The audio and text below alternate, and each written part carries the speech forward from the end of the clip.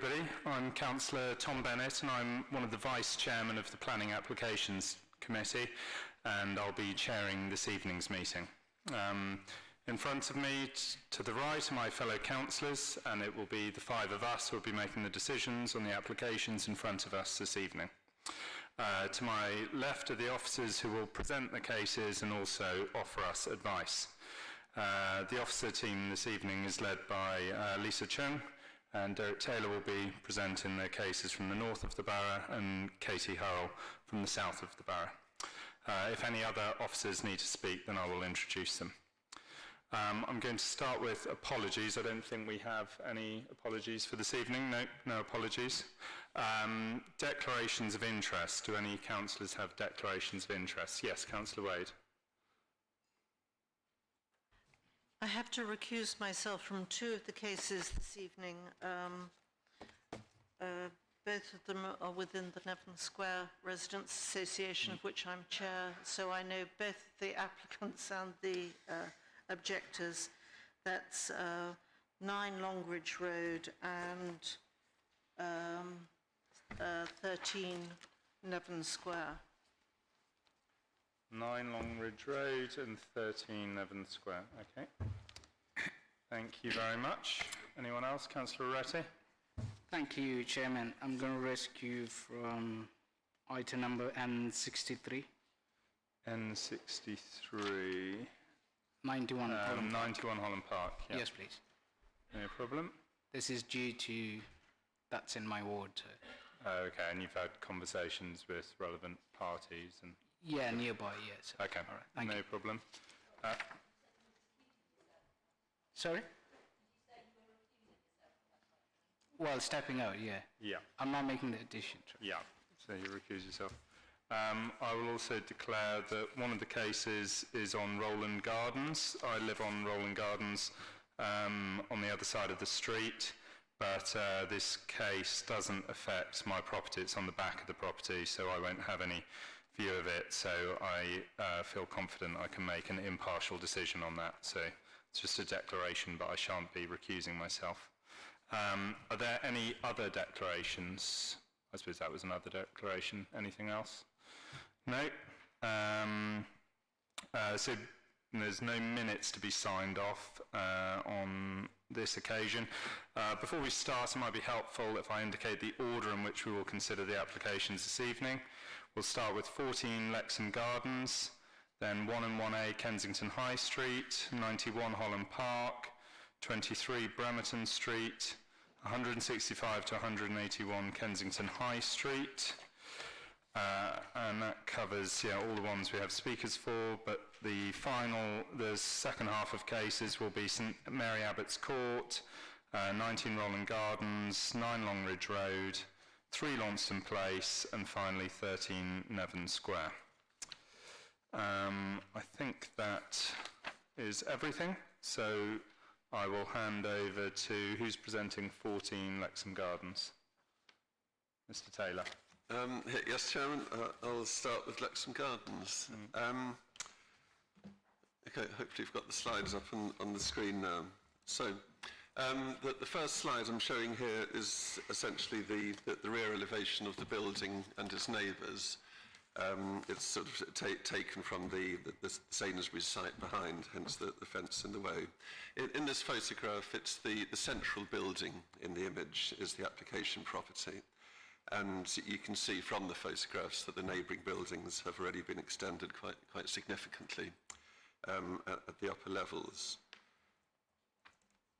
And that photograph is the lower part of the building at the rear, taken from the rear garden to the property. And you can see from that although it hasn't been extended as much as the neighbours, I mean, clearly it has been altered at the rear, and so it doesn't have much of its original character. And that image shows a model for the daylight study for the existing building, and then compare that with the proposed there. So I'll just recycle those. That's the existing, and that's the proposed.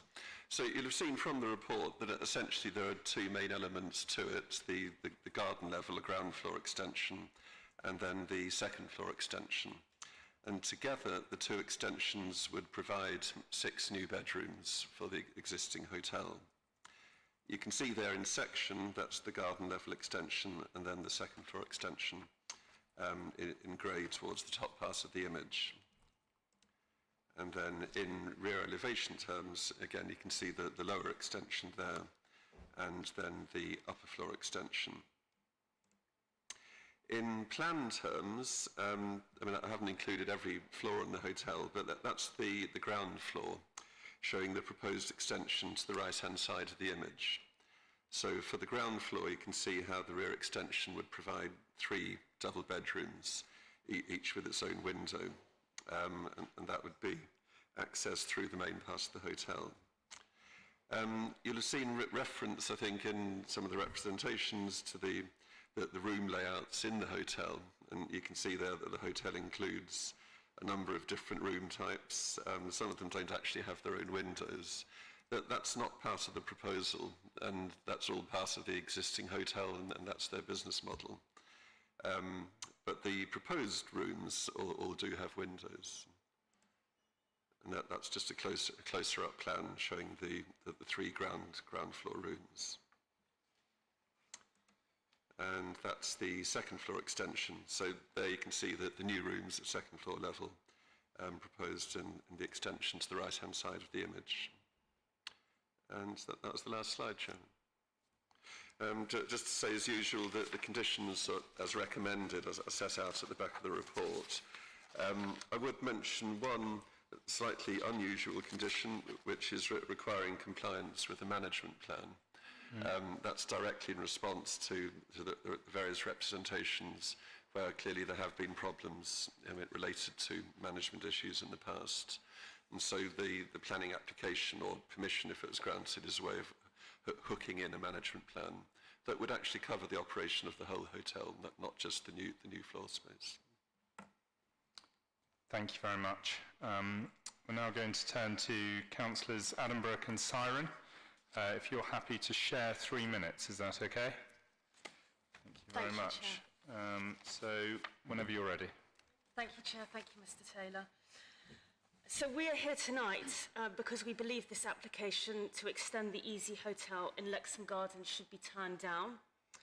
Impact on the local area is a material consideration for any planning application, and we believe that should permission be granted, residents living nearby will be heavily and negatively impacted.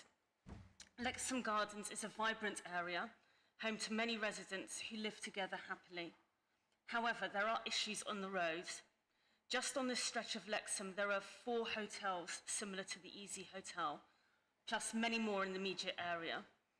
This means that there is plenty of supply for this kind of accommodation for tourists and others. These hotels offer value accommodation at low prices. They attract transient populations, and there are issues associated with these hotels. For example, rubbish dumping, noise, and antisocial behaviour. The Easy Hotel in particular has been subject to many complaints from residents, as you will see from those who wrote in to object to this application.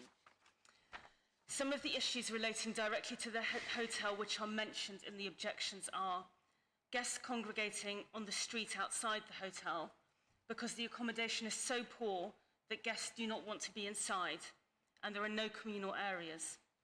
Takeaway cartons and broken bottles litter the streets. The hotel is in a general unkept state, and rubbish bags are thrown out onto the street where they collect and cause disruption. I would like to reiterate what Anne has said and what we have heard from local residents. These issues are very likely to be made worse by the extension of the hotel by 6 rooms. The management plan, which is a condition imposed by officers, seemingly recognises that these are issues the council has acknowledged. And whilst we welcome this acknowledgement and the plan, it is unlikely to be enough to manage the issues. It would be a high risk to accept that the plan will manage the problems, and this would not be fair or right for our residents.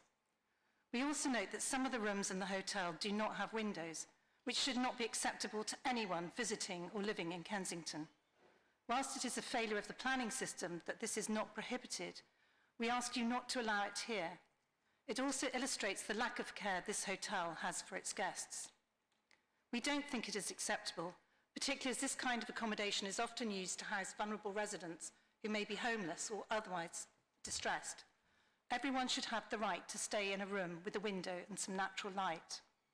But our main issue with this application is that it compounds problems which are already present at the hotel. And the increase in the number of rooms can only intensify these issues. We remind you again that a negative impact on the nearby locality is a material consideration and a valid and good reason to reject this application. Thank you. Thank you very much, councillors. We now turn to Mr. Clark, the agent. Mr. Clark, you also have 3 minutes to speak, so whenever you're ready. Thank you. Thank you for the opportunity to speak this evening. The application follows positive pre-application and discussions with officers that addressed and resolved the impact of the trees, which has resulted in the withdrawal of previous applications. The application works are part of a wider scheme of improvements and investment into the hotel that will facilitate by this proposal. This will improve the overall quality and standard of the accommodation and will aim to attract a higher standard of rating and clientele. The scale of the ground floor of the rear extension has been reduced in response to the context of this part of Lexham Gardens, which includes properties with similar deep rear extensions. The proposal was developed further following the pre-app stage, taking into account officers' response, and confirmed that the location and scale of the extension was acceptable given the context and character of the conservation area in this location, and including full structural brick and construction, extension and delivery of a green roof to improve sustainable drainage on the site. Having reviewed the consultation comments, we would like to highlight that a management plan has been prepared and submitted that provides further information demonstrating the measures to ensure the effective and efficient operation of the hotel and providing details of contact and handling process. In terms of the existing issues with rubbish within the street, we can confirm that this is not associated with the hotel. Waste is collected by a housekeeping team and is bagged in the hotel and stored on site until collected. The hotel has a daily rubbish collection and its own dedicated on-site storage waste area. No refuse is stored on the street. In terms of cleaning, the hotel has its own housekeeping team that cleans all rooms. In relation to antisocial behaviour, the operators have confirmed that the hotel has its own security system in place to deter such behaviour. Our CCTV monitoring of the entrance and external areas, the ground floor reception area providing surveillance. Operators have a clear policy of not accepting any such behaviour, and the management plan confirms this. The operators are committed in ensuring appropriate and effective management is in place and will deliver the measures in the management plan to ensure appropriate ongoing operation at the hotel. The application has demonstrated that the proposal extension has no impacts in terms of loss of daylight, sunlight, overlooking, loss of privacy, and the proposal will therefore maintain the amenity and the neighbouring surrounding occupiers and is compliant with policies of the development plan. Thank you. Thank you very much. So we now turn to questions from members of the committee to either the applicant or the objectors. Councillor Wade. Are these works going to be attached to any improvements to the interior of the building? There are comments made about the existing conditions, so I'd like to know whether it's attached to any improvements to the actual rooms, common parts, and waste disposal areas. Yes, correct. It'll include a refurbishment of the bedrooms, generally, corridors. Yes. It's a total refurbishment of the hotel. Correct. Thank you. Councillor Bachtel. Thank you, Chairman. Councillor Sarna and Edinburgh, could you give us examples on the harmful effect of this application on the neighbourhood? Specific examples. You've mentioned antisocial behaviour, the gathering, but do you have any examples or from your residents? Well, yes. I mean, many of our residents have written to us about this. The examples that they gave, well, I've mentioned some of them. I think the issue about the rubbish is there aren't any bins in the rooms. So when people leave, they just dump it in the street. And I've seen it. I mean, we live very close by. We've seen that happening. And really large groups also collect outside the hotel, and they make noise. And actually, some people talk about it being quite intimidating because there's so many of them. I mean, as you saw, the rooms are small. There's no communal area. So they all sit outside with their takeaway meals and their drinks and cause disruption for local people. So those are the two that I've particularly heard of. But, I mean, there are others in the objections that I'm sure you've read. Smoking, noise. Yeah, I mean, people have mentioned, what they see. Sarah, I don't know if you've got anything to add. No, I think all the objectors made it very clear what the issues are. I mean, they're the people that live there. They're the people that see it every day. I know it's been different with the pandemic, but certainly it has been a really big issue. And I know, Councillor Wade, you have big problems in Earls Court with similar types of hotel. Any other questions? Yes, Councillor Oretti. I just want applicant Mr. Clark to respond to what's been said by the councillors, please. Yeah, of course. About what specifically, sorry? About the noise in the bins. Is there a plan for you to mitigate? Do you have any plan to install bins, and how would do you have a plan to control the antisocial behaviour? And if I could just add to that, could you specifically respond to the suggestion that there are no bins in the room, if that is the case, and if so, how do you ensure that rubbish isn't disposed of outside? I was firstly just taking the point on antisocial behaviour. I understand there's a confirmation in the committee report that... Pick up a little bit. Sorry. Yeah, confirmation in the committee report. They've contacted the police, and the police have confirmed that there's no record of recent antisocial behaviour. In terms of bins, I understand the hotel rooms have bins. A part of the refurb, rooms and bathrooms will have bins. Okay, so I think that's clear. Thank you. Councillor Wade? Can I possibly ask whether or not the hotel is let out to the Home Office or to the Council for long-term living? Do you have contracts with councils or the Home Office to house people for longer than just, say, a 3-day stay, which,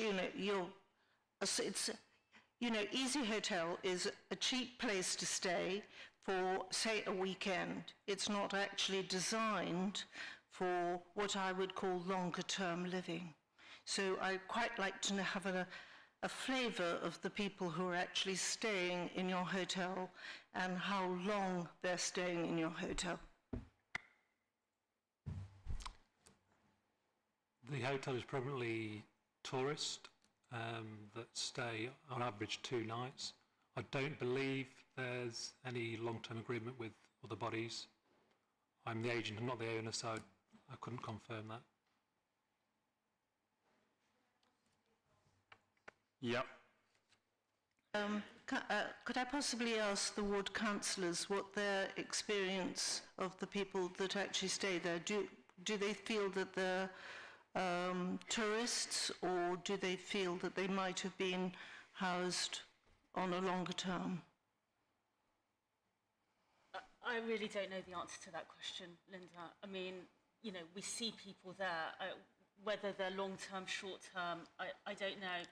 It is the kind of hotel where potentially, longer-term stays could... you could see how a body could have a contract with a hotel like that. I haven't heard, and I don't have any evidence that No, that is happening. it's just some hotels are being used, but they're not I know. necessarily acknowledged, so I had to ask the question. Yeah. Councillor Woodger. Thanks, Chair. My question is to Councillor Annenberg and Councillor Siren. In terms of how much consultation there was with local residents when they were going through that consultation period?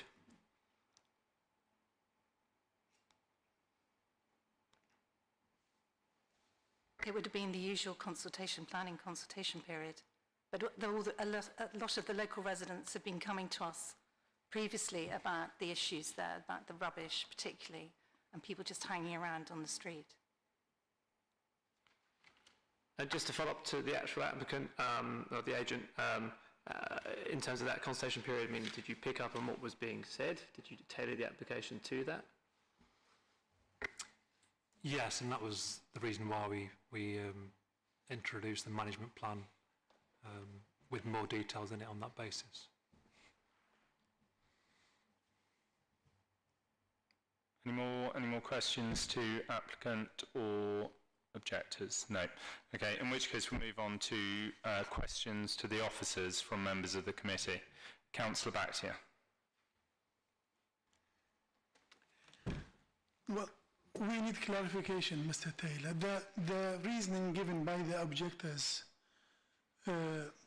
collecting rubbish in the rooms and antisocial behaviors, is it linked to, are they planned considerations? Well, I think that's really one of the key questions, yeah. I mean, the planning application, in other words, what requires planning permission, is the addition of the rear extensions with 6 bedrooms. The hotel itself is an existing lawful hotel, so that the use as a hotel, or indeed the business model chosen by the hotel, are not up for consideration under the planning application. If planning permission was refused, the existing hotel would continue and their chosen business model would continue. So, I mean, the planning application is just for the addition of the extensions with the 6 bedrooms.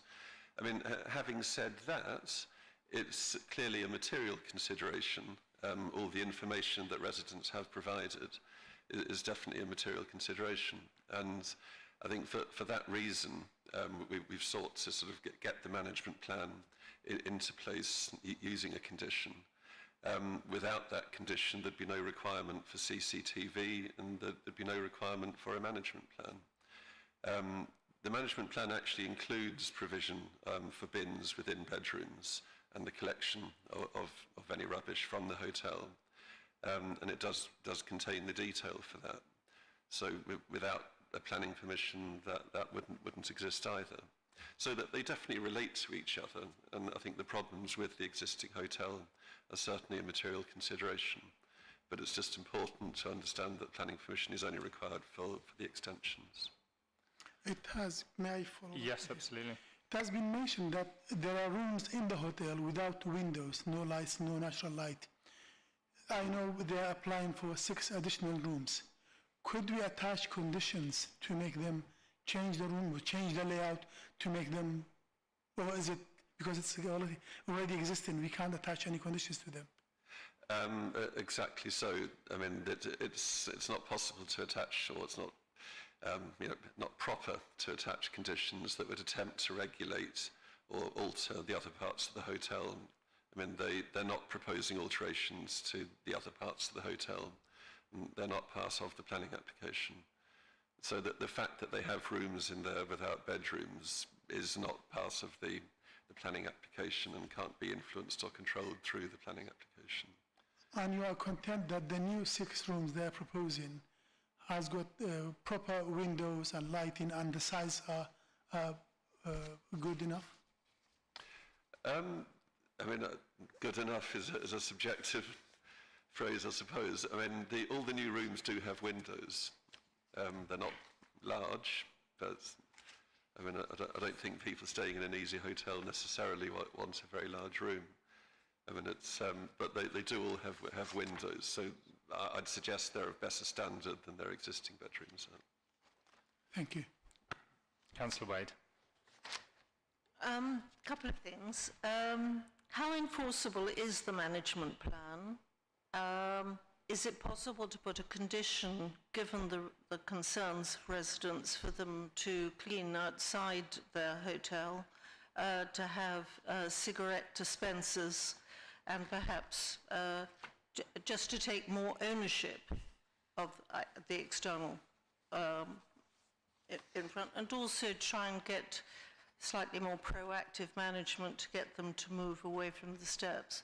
It is, I mean, you've got those hotels, but you do have a lot of residential properties around there, and because of the shape of the square, sound does bounce around, and if they're sitting and drinking or smoking, even a conversation late at night will carry. So it would be nice to see cigarette bins, cleaning outside the thing, actually more proactive management of their clientele outside. And also, what is the enforceability of the management plan? Well, I mean, the management plan is required by condition and therefore can be enforced through a condition. So that the normal enforcement powers relating to conditions would apply to any deviation from the management plan. I think the content of the management plan it's a grey area, frankly. I mean, the question would be how far can a planning authority begin to dictate the sort of precise management procedures within an existing hotel. I think getting the plan in place with the sort of refuse collection procedures in it and the CCTV in it, clearly we've recommended that. So, you know, I'd suggest that that's all reasonable. Going beyond where the management plan goes at the moment, requiring some sort of cleaning sort of regime for the pavements outside, or actually controlling the behaviour of guests, I don't think a management plan can really go that far. There's a limit as to what can be achieved through the management plan and a planning permission. But surely one of the reasons is nuisance to neighbours. And so if there's, as a reason, isn't there? Yeah, I mean, nuisance is obviously one of the main objections. If the hotel at the moment is presenting nuisance to neighbours, and if they're not proactive in trying to address this, this must be reason for refusal. I think that the management plan is proactive. I mean, it does it. The hotel are committing themselves through the management plan to ensure the safe, effective and efficient operation of the hotel. I mean, that in itself is not going to influence the behaviour of individual guests or how the hotel would enforce against the behaviour of individual guests. I mean, I'm not sure a management plan can really go into that detail. There'd be too many variables in terms of behaviour, and that the amount of detail required to deal with that would be way beyond a planning condition. Mr. Taylor, can I just ask, would there be any way of working into the management plan refuse collection for people sort of eating, residents of the hotel eating takeaway food outside, as we've been told about? So perhaps that could be as simple as there being a bin there for them to dispose of their containers in. I think that could probably, yeah, I could imagine that. I mean, that's, yeah, I can't think of the precise words, but I'm sure we can come up with words that would... But a suitable and easy way for guests eating outside the hotel to dispose of containers and leftovers.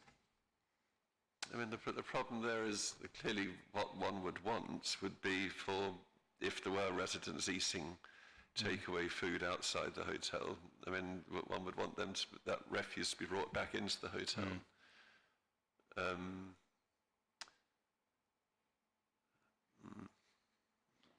don't know, that's right on the boundary, I think, of what the planning condition could achieve, really. Yes, Barry. I think it's... there you Yeah, go. that's it.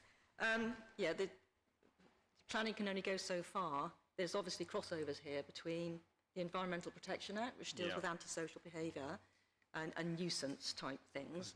And there's also, obviously, you know, you can't just put things on the street because it's, that's the domain of the local highway authority. So, I mean, it could be that they could put bins if they've got, the, you know, their own private, bit of the property that's right outside the door. Maybe they could put a bin there. But we can't say to them, put a bin on the highway because, you know, they're not in control Yeah. of the local highway. So, so planning, as Mr. Taylor is saying, planning can only go so far. And there's other regimes that will control some of the problems that you're referring to. That's helpful, thank you. So, yeah, it looks like we don't want to go beyond our powers and be over-prescriptive, but I think if we were to grant, it would be good if officers could consider some appropriate means of people disposing of food that they'd eaten outside, be that something just inside the door or on property. But I don't think we can be any more prescriptive than that by the sounds of it. Does that sound suitable, Mr. Taylor? Well, Chairman, I think yes, that sounds, I think, potentially possible. That would require an addition to the existing management plan, that they'd have to put something in there as to how they would approach that. So I think what to do then would be to basically replace the existing condition, which requires compliance with the existing management plan, with a condition requiring submission of a new management plan, and obviously that's what we'd be looking for in the new management plan. Okay, so just the existing one plus an explanation of how that would be dealt with? Yes. Yes. Yep. Okay. Councillor Woodger. Thanks, Chair. All this talk of a management plan is interesting in the sense I almost feel like I'm sitting in a licensing meeting because this is primarily about building and the conditions around that as opposed to how an establishment is run. So it's good that you're proactive in putting a management plan, but I do find it a bit strange in a way that it's not attached to some sort of, well, it seems like something would be in licensing. I mean, actually, while I'm asking the question, is that the sort of thing, if say you had a new hotel and there were concerns about how that could have been run, would that be something that would appear in licensing as opposed to a planning meeting? Well, I think that the level of detail that we're talking about, it probably would come into any planning application for a new hotel in a residential area. I'm quite sure neighbours would raise the issues, and probably these issues would come into it. Even with an application for a new hotel, though, whilst these would undoubtedly be issues raised, I think that the same limitations of the Town and Country Planning Act in terms of how far it can really delve into the detailed management of premises, those same limitations would exist. But yeah, I think the issues would certainly crop up with an application for a new hotel as well. Any more questions? Yes, Councillor Rossi. Thank you, Chairman. In terms of the building itself, is this the maximum limit that they can probably extend or build? Or I understand they're trying to build 6 flats or additional rooms, but is there a scope for an additional extension or building? I could never answer that exactly because obviously it's hard to envisage what they might propose in the future. But what I would say is that given that the case officer, the officers working on the case, have already actually required them to reduce their original proposals because their extensions as proposed before were too large, I think that might lead us to conclude that this would be the limit for any further extensions. I mean, but by definition, the fact that they were asked to reduce the scale of the earlier proposals would suggest we would have refused that if that had continued. So this probably is about the limit, but it's I couldn't say that for definite because I don't know what other proposals they could do. But. All right, thank you. Any more questions? Okay, in which case we'll proceed to a vote. I think it should be a vote on the proposals, but with the minor amendment that we'd want to see a new management plan with that small addition of the explanation of disposing of waste from outside. I think I can completely understand misgivings from residents and local councillors regarding the operation of the hotel, but I am also encouraged by the fact that the requirement of the new management plan actually puts in place protections for residents which aren't currently there as it stands. So I think we need to bear that in mind, and also remember that we are just making a decision on this particular extension, not on the existence of a hotel altogether. So I think we take the vote. The vote is on the recommendation. Okay, the recommendation is to grant. Councillor Wade? Against. Against. Councillor Oretti? Abstain. Abstain. Councillor Bakhtiar? Against. Councillor Woodger? To grant with the condition you added. To grant with the condition. And my vote is also to grant. I think am I right in saying that the chairman... Yes. Okay, so it's a tie, 2-2 with one abstention, and in the case of a tie, the chairman's vote is casting, so the application is approved as recommended with that minor amendment. Thank you. We now move on to one... sorry. Yes. Yes, absolutely. Councillor Wade. I recognise the objector in number 3. I saw him after I saw your mask, Mr. Frost. So, but we haven't discussed the matter in hand. So that's number 3, Launce... That's 91 Holland Park. Oh, sorry, the third case, 91 Holland Park. Yeah. So you know the objector, but you haven't discussed it. So do you feel it's necessary to recuse yourself? No, I don't, Nice. but I just thought I should mention it. Like to mention that. Well, thank you. That's helpful. Right. So, yes, moving on to 1 and 1A Kensington High Street. Mr. Taylor, is that you again? Yes, it is. Great, thank you. Right, so this application is for basically remodelling the top 2 floors of the building, where the existing top flats would be altered and a new flat created within the upper space and loft space. I think that the first image I'm showing you here is probably easier than the drawings themselves in terms of understanding it. You can see there the roof of the existing building. So you can see the turrets on the left-hand side, which basically faces over the high street. And then in the centre parts of the image, you can see that there's a recess between the two roof pitches. And that central area, sort of hidden in the middle of the roof, is where the extension would go. And you can see the extension there, sort of highlighted in grey at the centre of the image.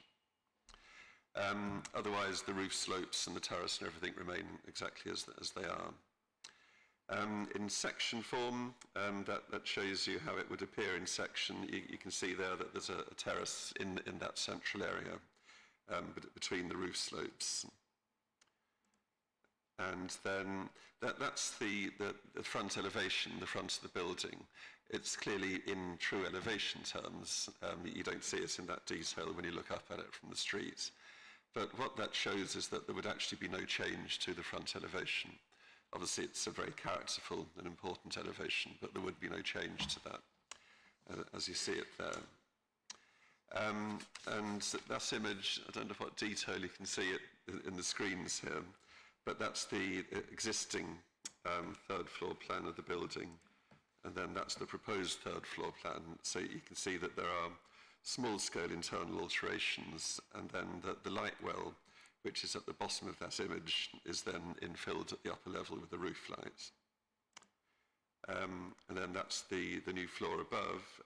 Again, you can see the light well there with the terrace now positioned on it, with the roof light within it. And that's one of the objection photographs.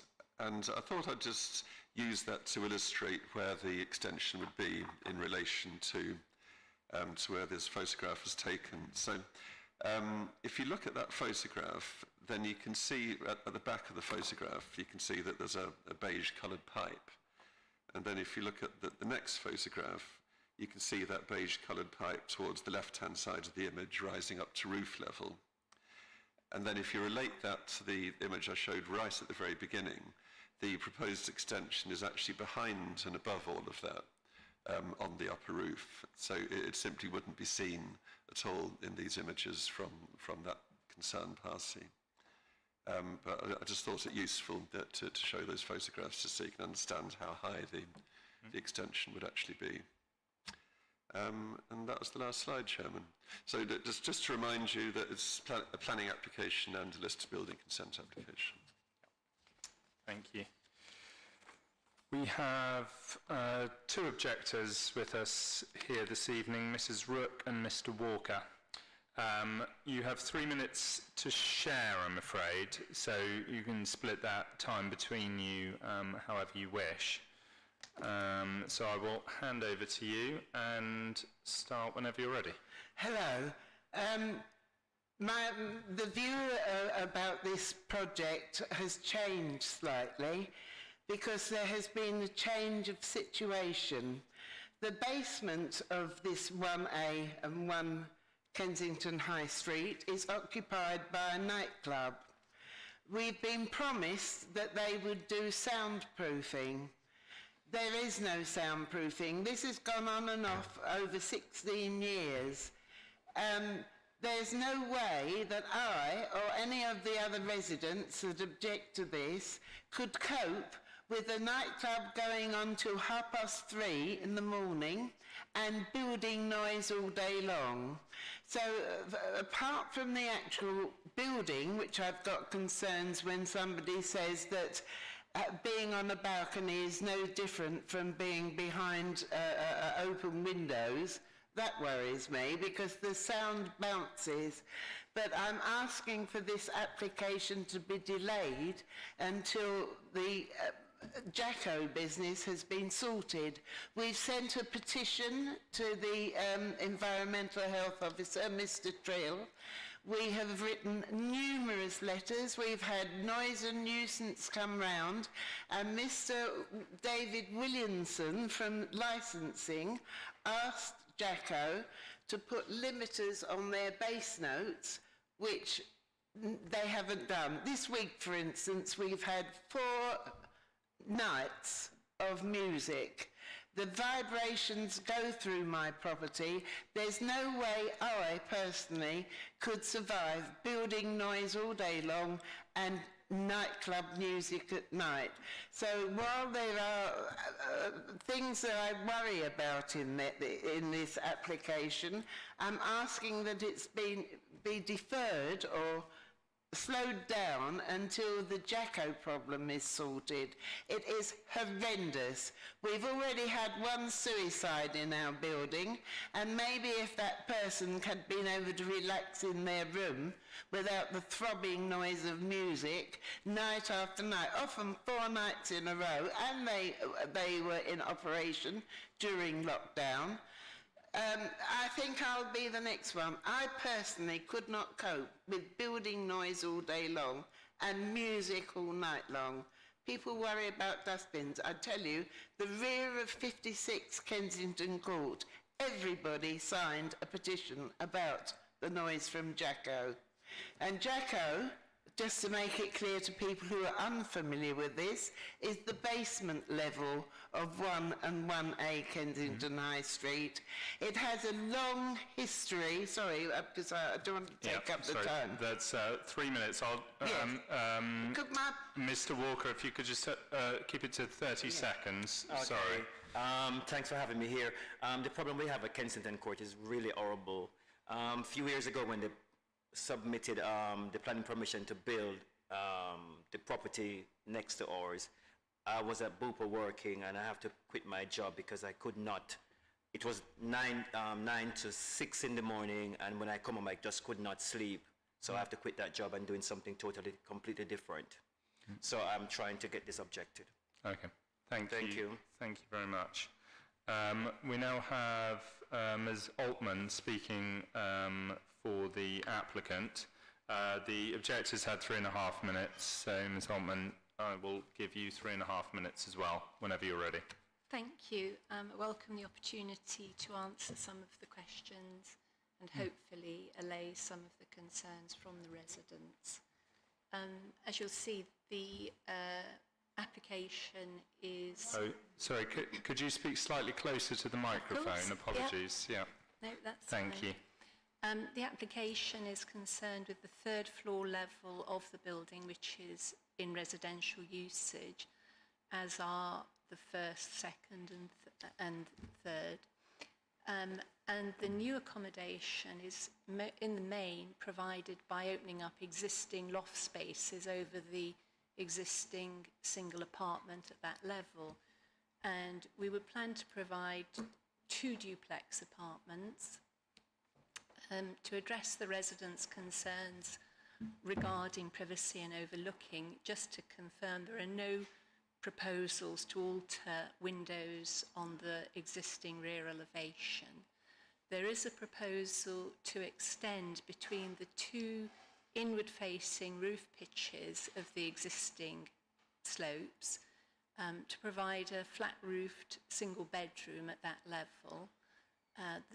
The roof of it wouldn't be higher than the existing ridges, and all new windows associated with the upper level of those 2 apartments are sited on the roof pitches which face inwards. So no change to the visible external elevations, either from Kensington High Street or for the residents from the rear. There are 2 terraces associated with the proposal. They sit adjacent to each flat single bedroom at the top and are quite small. I think they'd take a table and a couple of chairs. And as Mr. Taylor pointed out, they both sit within the concealed valley between the rearward-facing slopes. I note that there's a lot of anxiety and distress about noise nuisance from the lower levels of the flats, of the building, but I would just say those are commercial uses which are outside the scope of this development. And to the point about anxiety of noise nuisance, which construction work, inevitably causes, I'd just like to reassure that these works are substantially internal. There's a small extension at the roof level, and the proposed conditions would include a construction traffic management plan and construction management plan to try to mitigate the effects of construction. So hopefully that wouldn't cause the residents of the rear any problem. Thank you. Thank you very much.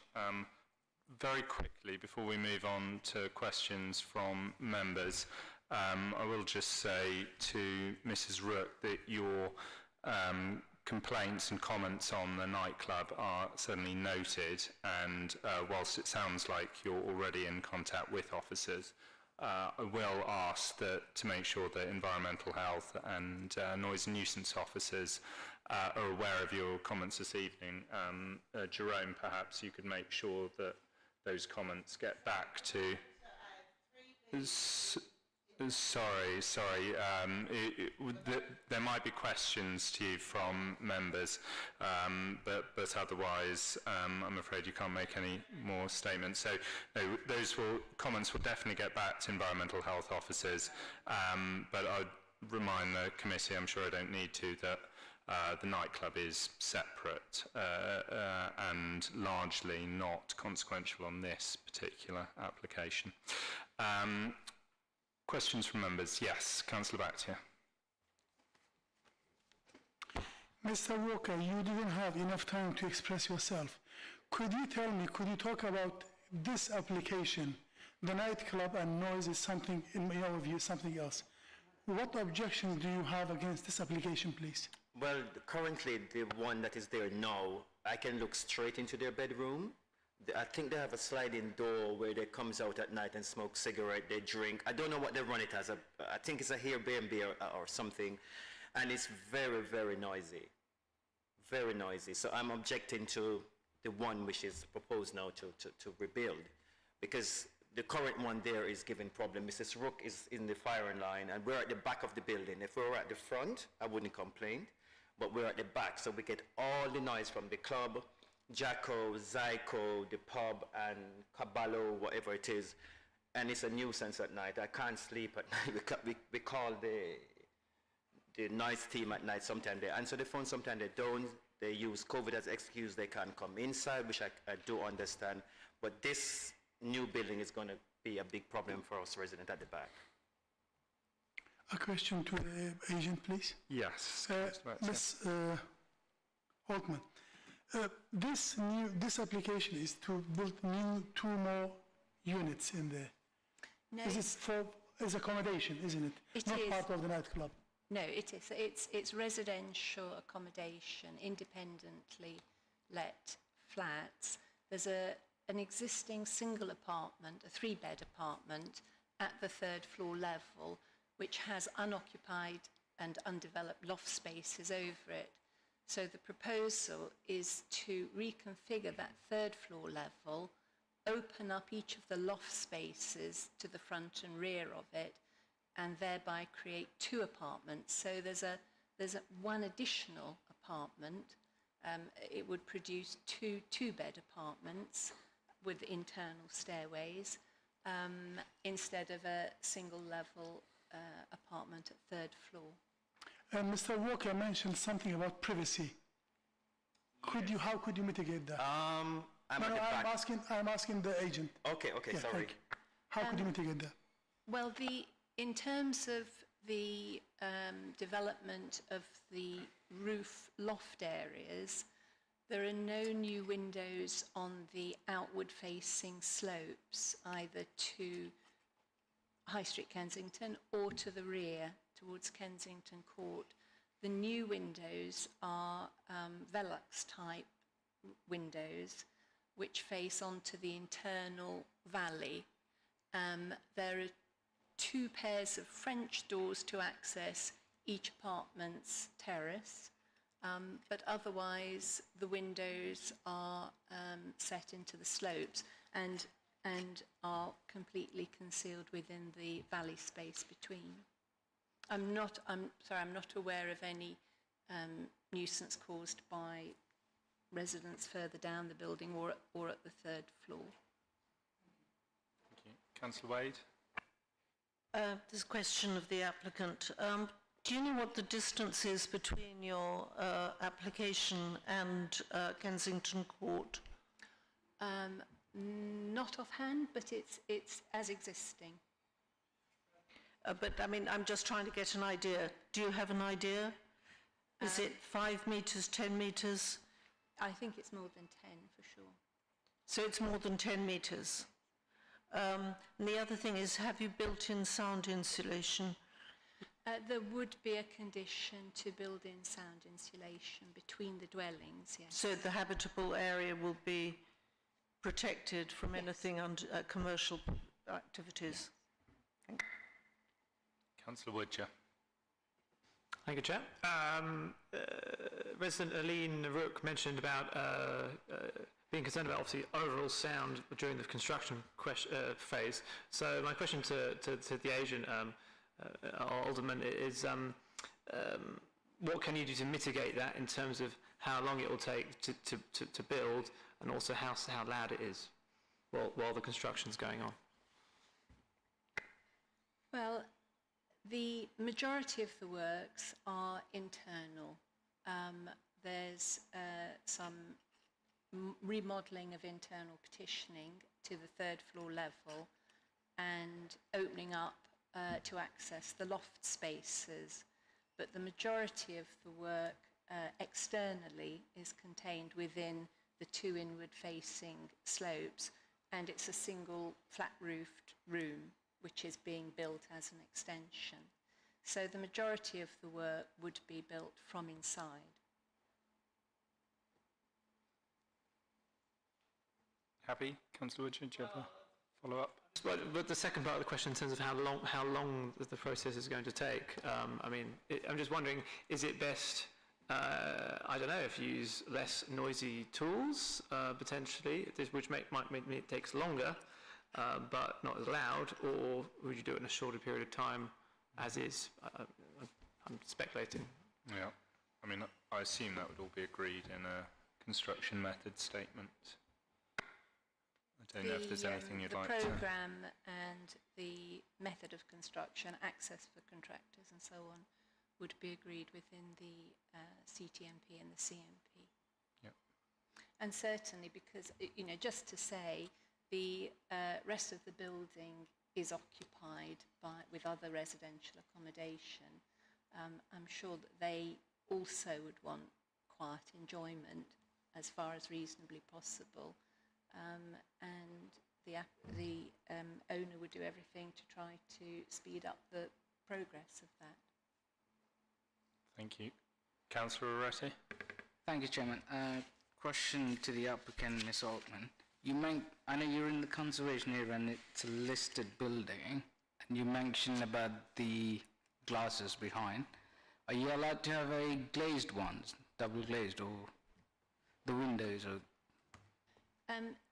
generally speaking, double glazing is resisted on listed building grounds, but it's not impossible to have separate supplemental secondary glazing, and that could be provided if that was of help. Would you be able to install them, or if... It would be possible to install secondary glazing to the existing windows at third floor level. I don't see that there would be a particular problem with that. The new windows proposed are all conditioned for discharge of to be approved in any event. Right, thank you. Just a counter question to the objectors. Because the roof extensions and the dormer is specifically for residential, why do you think there would be noise from the residential flats?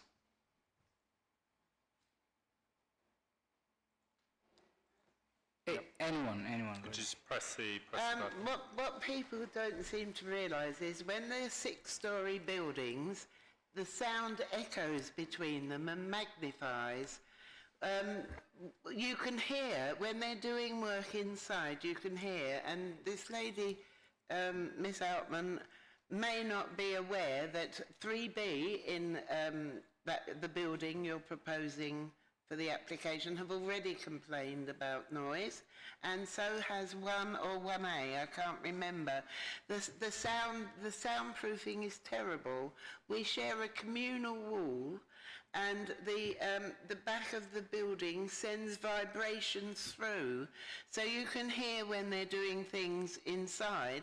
The problem the council has is not actually being always able to identify which part is causing which noise, and that's why it's taken so long to sort out. Anybody who lives in tall buildings knows that the sound, you speak softly and it just echoes and gets bigger and bigger. So people within the building where the proposal is have already complained about noise.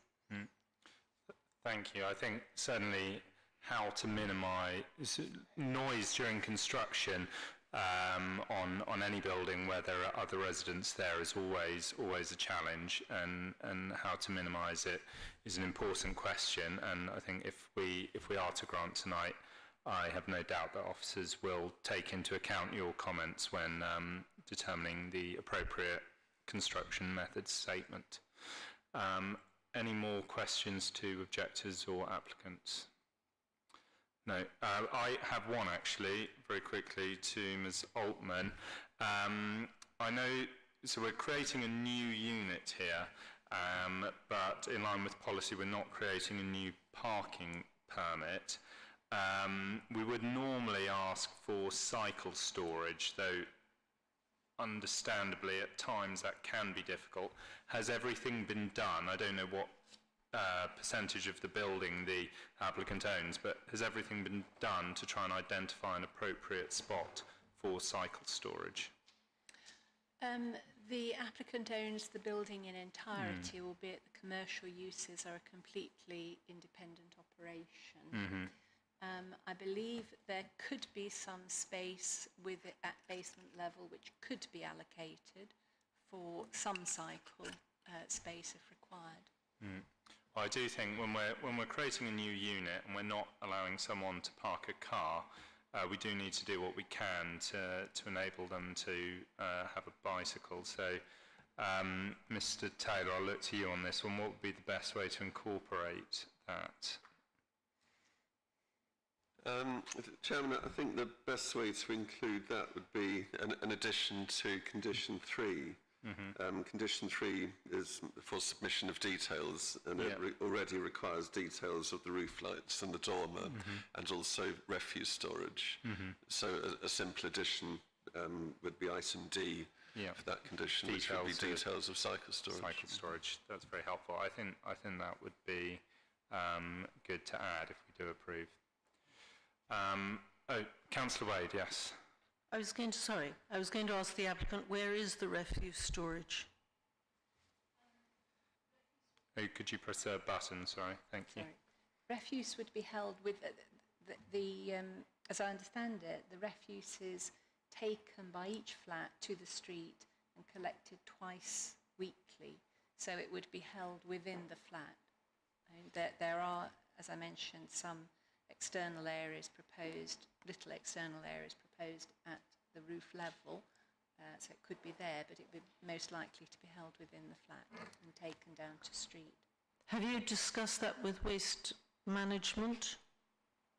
No. Is there no other way that this could be negotiated? I'm just concerned about waste being put in a prominent position on a pavement.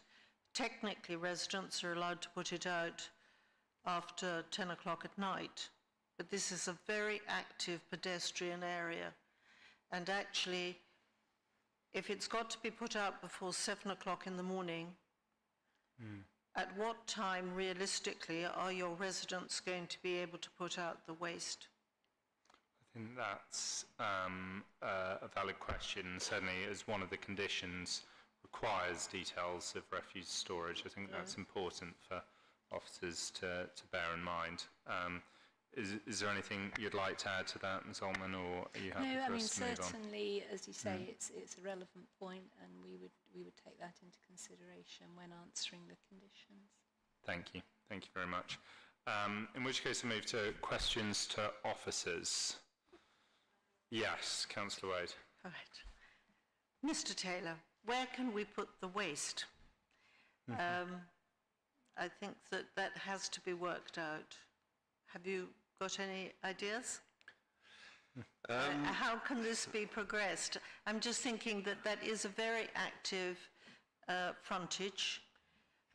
It's a prominent frontage.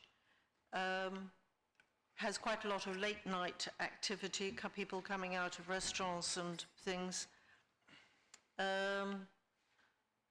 Is this something that we could say that a discussions had to have with waste collection? It's got to be worked out. I don't see any reason at all why it wouldn't be worked out. I mean, the condition already recommended requires details of refuse storage for the new unit. But I think we have to be mindful that the upper floors of this building are already in residential use. So there obviously are processes in place for them to dispose of their rubbish in any event. I mean, the addition of one flat may not alter the way that they manage that at the moment, but in any event, the condition is recommended to secure details of that. I don't know precisely where it would go or how they do it. I think it is an important question, but one we're probably not going to be able to get to the bottom of tonight. But certainly one officers will look at in regard to satisfying that condition. Any other questions? Councillor Bakhtiar. Mr. Taylor, you know, lots of comments made by the objectors about noise and vibration and the stuff. I'm sure we have this included in the pack, but can we put extra conditions to make sure that the noise escaping from the club, it doesn't go? What could we do to incorporate the objectors' concerns? Well, I'm afraid all the concerns that we've heard about, and obviously that the club causes problems, but that the club and the lower parts of the building are simply not part of the planning application. So it's simply it's not legally possible to attempt to put any conditions on that would restrict or govern the operation of the club or noise impact from the club. I mean, the Environmental Protection Act is the legislation to deal with that. That the club is simply outside the realms of this planning application or listed building application. In terms of the building works, though, I mean, we've heard Mr. Walker talk about sort of noise from building works, and that obviously being a concern. I mean, one of the conditions recommends or requires the Code of Construction Practice to be followed, and I mean, for the benefit of the residents, I mean that the Code of Construction Practice is quite an exhaustive code that all building works have to follow, and it's monitored and it's enforced. And there's no stronger control over construction in central London, as far as I'm aware. So that the Council's Code of Construction Practice would be brought to bear through that condition. And I mean, the building works to create the extra flat within the roof space are not extensive in the first place anyway. So I think that the scale of it combined with that condition should mean that all control that can be exerted would be there. Thank you. Any more questions? Yes, Councillor Wade. Is it possible to put a condition saying that hours of working and also no weekends? Because I realise that this is internal work, but if people can hear it close by, weekends would probably be really very unpopular if they heard work. Would it be possible? The working hours are controlled through the Code of Construction Practice in any event. The construction management team who monitor and enforce that could prescribe different hours if they thought there'd be a problem. But I mean, once the Code of Construction Practice is hooked in through the planning condition, there's no need for any other planning conditions trying to do that. It's best to leave that to the construction management team. Okay, no more questions? In which case we'll proceed to a vote. I would just say to the residents who have spoken tonight, thank you very much for coming here, and we do, you know, I can tell from what you've told us and from what you've written in how difficult it is to live, particularly above this nightclub, and we will make sure that all your comments do get back. Unfortunately, we do have to confine ourselves at this committee to purely the application that is in front of us, and it isn't the nightclub that's in front of us, so that limits what we're able to do. But yeah, we will pass on those comments, and hopefully that will at least give you some comfort. Right. So the recommendation on this application is to grant. Councillor Bakhtiar, I'll start with you. Oh, sorry. Oh, we've got to do two, yeah. To a legal agreement as well. So but if we do the planning permission first, and then it's to grant with the conditions, yeah. With the extra one I think you were talking about was it cycle storage? The slight amendment to the condition. Yes, so just to be clear, that would be adding item D to condition 3 on the planning permission, yeah. Which would require details of cycle storage. Okay, so that is that. The first vote is subject to the legal agreement. Yeah. Yes. So we have to take two votes because this is a listed building. Firstly on the planning permission and secondly on listed building consent. So the first vote, just to be completely clear, is on the planning permission with the minor alteration to the condition that was in the papers to include details of cycle storage, and it is also subject to the legal agreement. So on that basis, the recommendation is to grant. Councillor Bakhtiar, In how do you favour. vote? In favour. Councillor Woodger? To grant, Chair. Councillor Oretti? In favour, Chair. Councillor Wade? To grant. To grant, and I'm in favour as well, so that's passed. And then the next vote is on listed building consent. Councillor favour. Bakhtiar, in favour. favour. To grant, Councillor Woodger?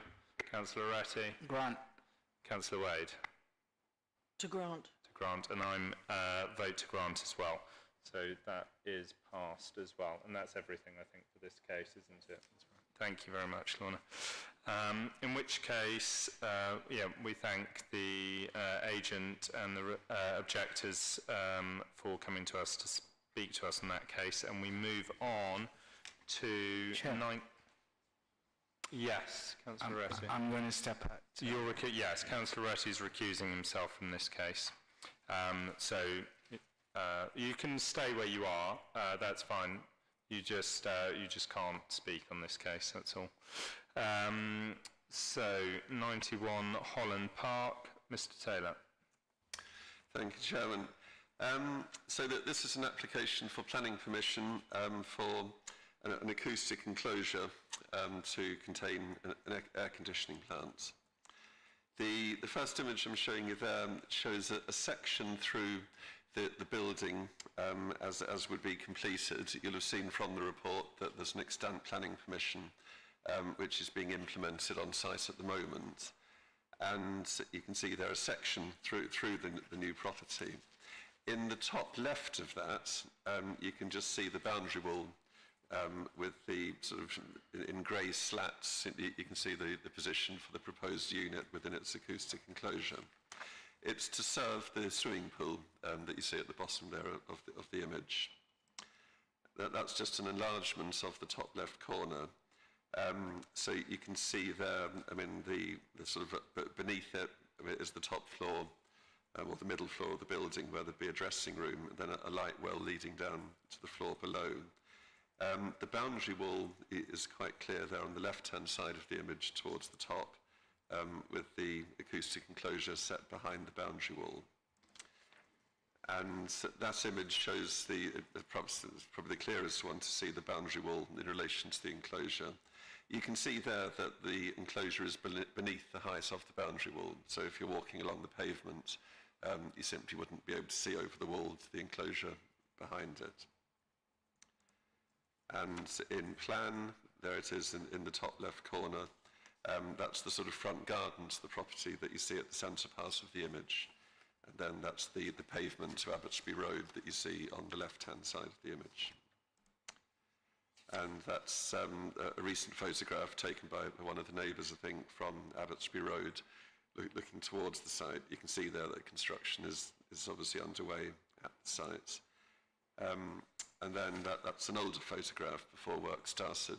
And you can see there the boundary wall quite clearly, behind which the acoustic enclosure would be situated. And that's the last slide. Thank you very much. We are joined today by Anselm Frost, who's speaking in objection to this application. You have 3 minutes to speak to us whenever you're ready. Thank you. I own a flat in the building immediately behind 91 Holland Park, and I'm also here to help other residents in the building, certain other residents, including the one which has 2 bedrooms facing onto the boundary fence, which is different from the boundary wall referred to there. It's just a wooden fence. This application revolves around the output of an acoustic report and comes up with a number of 18 decibels. I don't believe that councillors can rely on that number to take your decision. There are 3 reasons for that, and I think there are ways through this.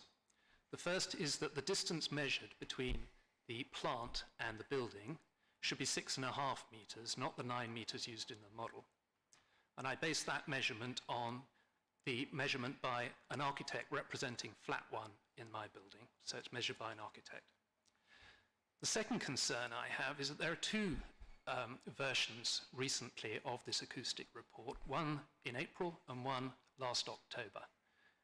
The model was rerun, and the only variable changed was that the distance was reduced from 11 metres originally to 9 metres. And the model came out with an answer which was lower noise pollution with a lower distance.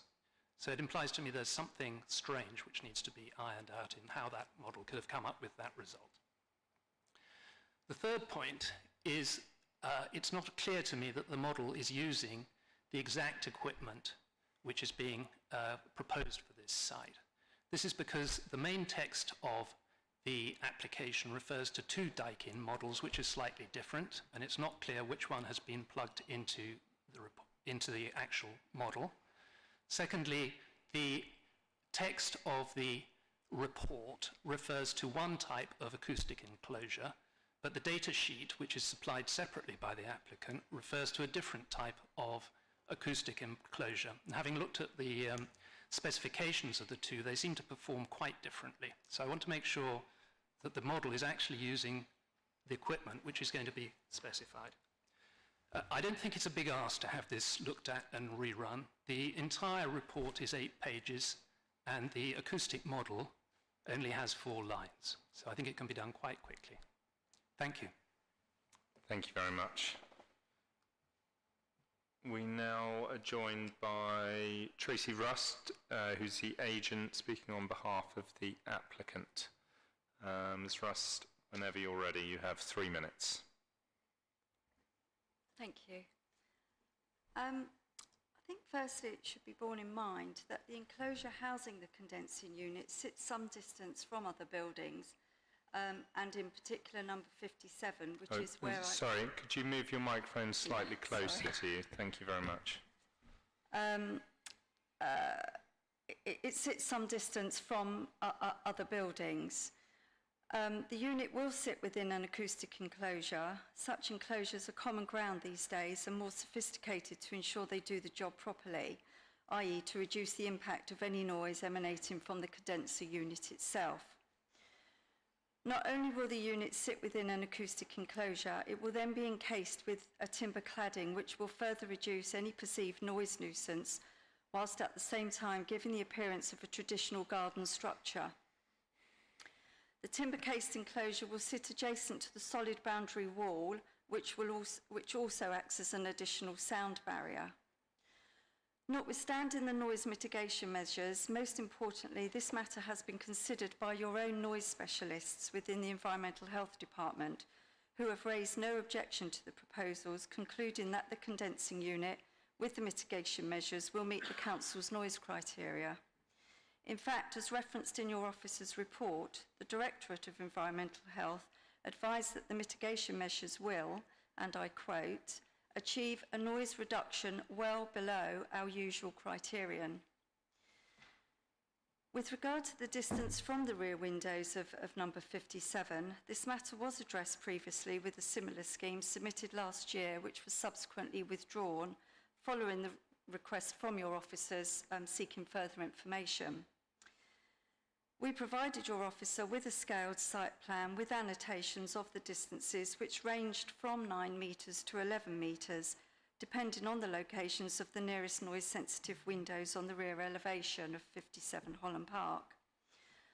Whether the unit is 9 metres away or 6.5 metres, as the objector contends, the condensing unit, when in operation, is highly unlikely to have a noticeable impact on the living conditions of nearby occupiers, and even less so given the comments of your Director of Environmental Health.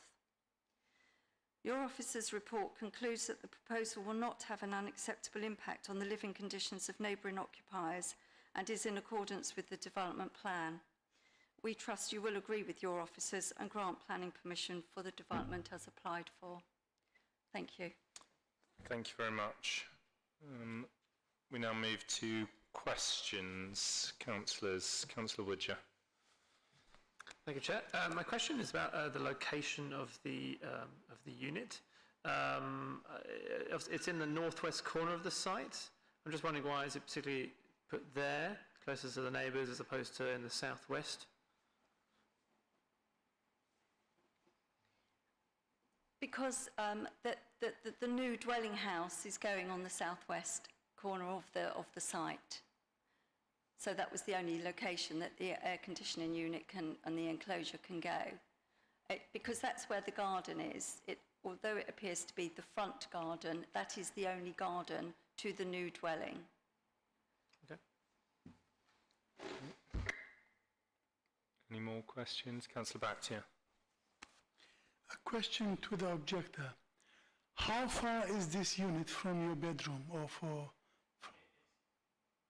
It's not my bedroom, it's Flat One's bedroom, and I've been speaking to them and other residents of the building. The distance measured by his architect from the bedroom window to the boundary wall is 7.2 metres, and the thing will be immediately behind the boundary wall. And for the purposes of the calculation, you're supposed to deduct 1 metre. So I got down to 6.2 metre, and I added 0.3 metres for the estimated distance behind the boundary wall, coming up with 6.5. Thank you. Councillor Wade. This is to the applicant. The objector raised an issue about the data that was provided and whether or not it applied to the relevant plant in the application. Can you expand on that? Yes, there is just one unit proposed that's going within the acoustic enclosure. I'm not the acoustic specialist here, but all I can say is that your environmental health officers have seen the information that was submitted and are satisfied that the correct information is there and that the proposals meet the council's noise criteria. But is it for the right plant? I mean, there have been a number of applications on this site, and do we know that the right paperwork has been attached to this application? Yes, absolutely. I'm confident. The most crucial point being that the mechanism that has been tested is the actual one that is installed, and that's what... That's correct. The the acoustic report refers to a thing called an Environ Louvre Max, and the data sheet is for something called an Environ Light. Okay. And looking at the performance of the two, they seem to perform somewhat differently. All I want to know is that the model has the data for whichever one of those two is actually going to be installed. Okay. Thank you, Mr. Frost. We'll raise that with officers in the next section. Any other questions before we move to questions to officers? No? In which case, any questions to officers? So, yeah, that's the question from Councillor Wade and myself, Mr. Taylor. The equipment that was tested, we want to be confident that it is the equipment that's installed. Well, yes. I mean, I think the environmental health officers were very well aware of the previous discussions in relation to the neighbouring properties. The condition that's recommended, condition 5, is actually required by the environmental health officers, which specifies that although there was an earlier noise report, they're actually specifying that the KP acoustics report from the 8th of April this year is the one that has to be applied. In terms of whether the equipment is able to stay within the noise criteria, our environmental health officers are perfectly satisfied that it would be able to. In the event that it couldn't, or didn't, or wasn't maintained properly, then the sort of, which number 3, condition number 3, actually contains a switch-off clause. So if they couldn't stay within the criteria, then they've got to switch it off and either alter it or replace it to the point where they do stay within the noise criteria. I think that is an important protection. Certainly, even if equipment does pass initially, it can get old and then suddenly cause more noise. And I think that condition is important. That if at any point it starts producing more noise than what is allowed, it has to be switched off immediately, and the council can require that until corrective work is taken out so that it can meet the noise requirements.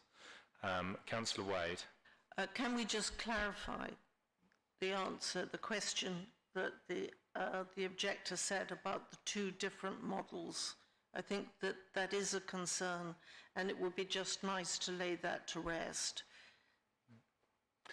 I'm afraid I'm not qualified to talk about different models. If the two models have two different specifications, and if it appears that perhaps for whatever reason the wrong data set has been put in with this application, this would actually be a problem, wouldn't it?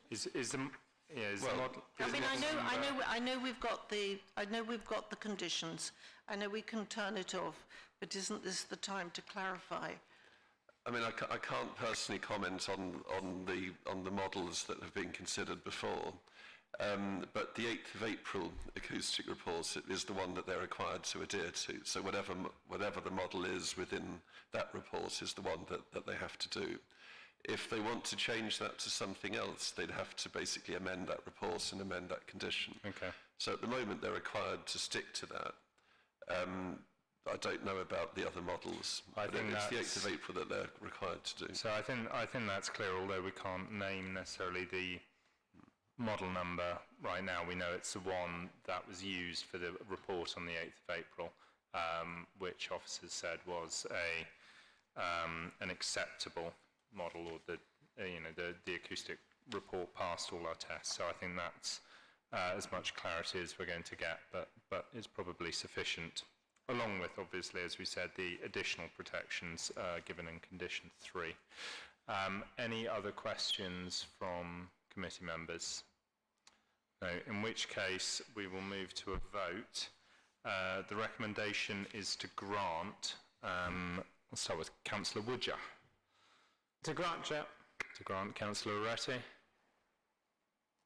Oh, sorry, of course, you're recused from this case. I apologise. Councillor Wade? No. Against. Councillor Bakhtiar? Approving. Approving. And I also vote to approve, so that's passed. 3 in favour and 1 against. 3 in favour and 1 against. Thank you very much, Mr. Frost and Ms. Rust, for joining us this evening. We now move to 23 Bremerton Street, and Ms. Hurrell. 2 minutes. Yep, no problem. We certainly can. We'll adjourn for, well, we'll call it 4 minutes.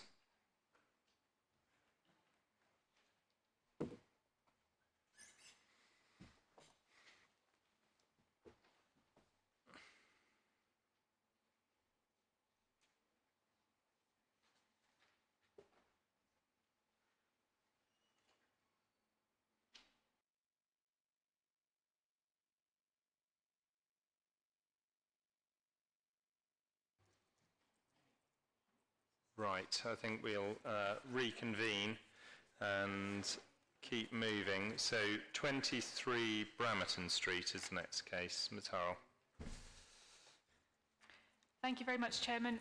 Yes, it's the last of the cases in the South Pack.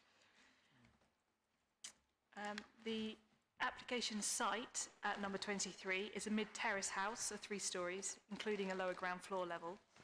This first slide there on the screen shows you a photo. The one on the left is actually from the objector diagonally opposite, but I thought it was useful in showing you the existing rear of the property.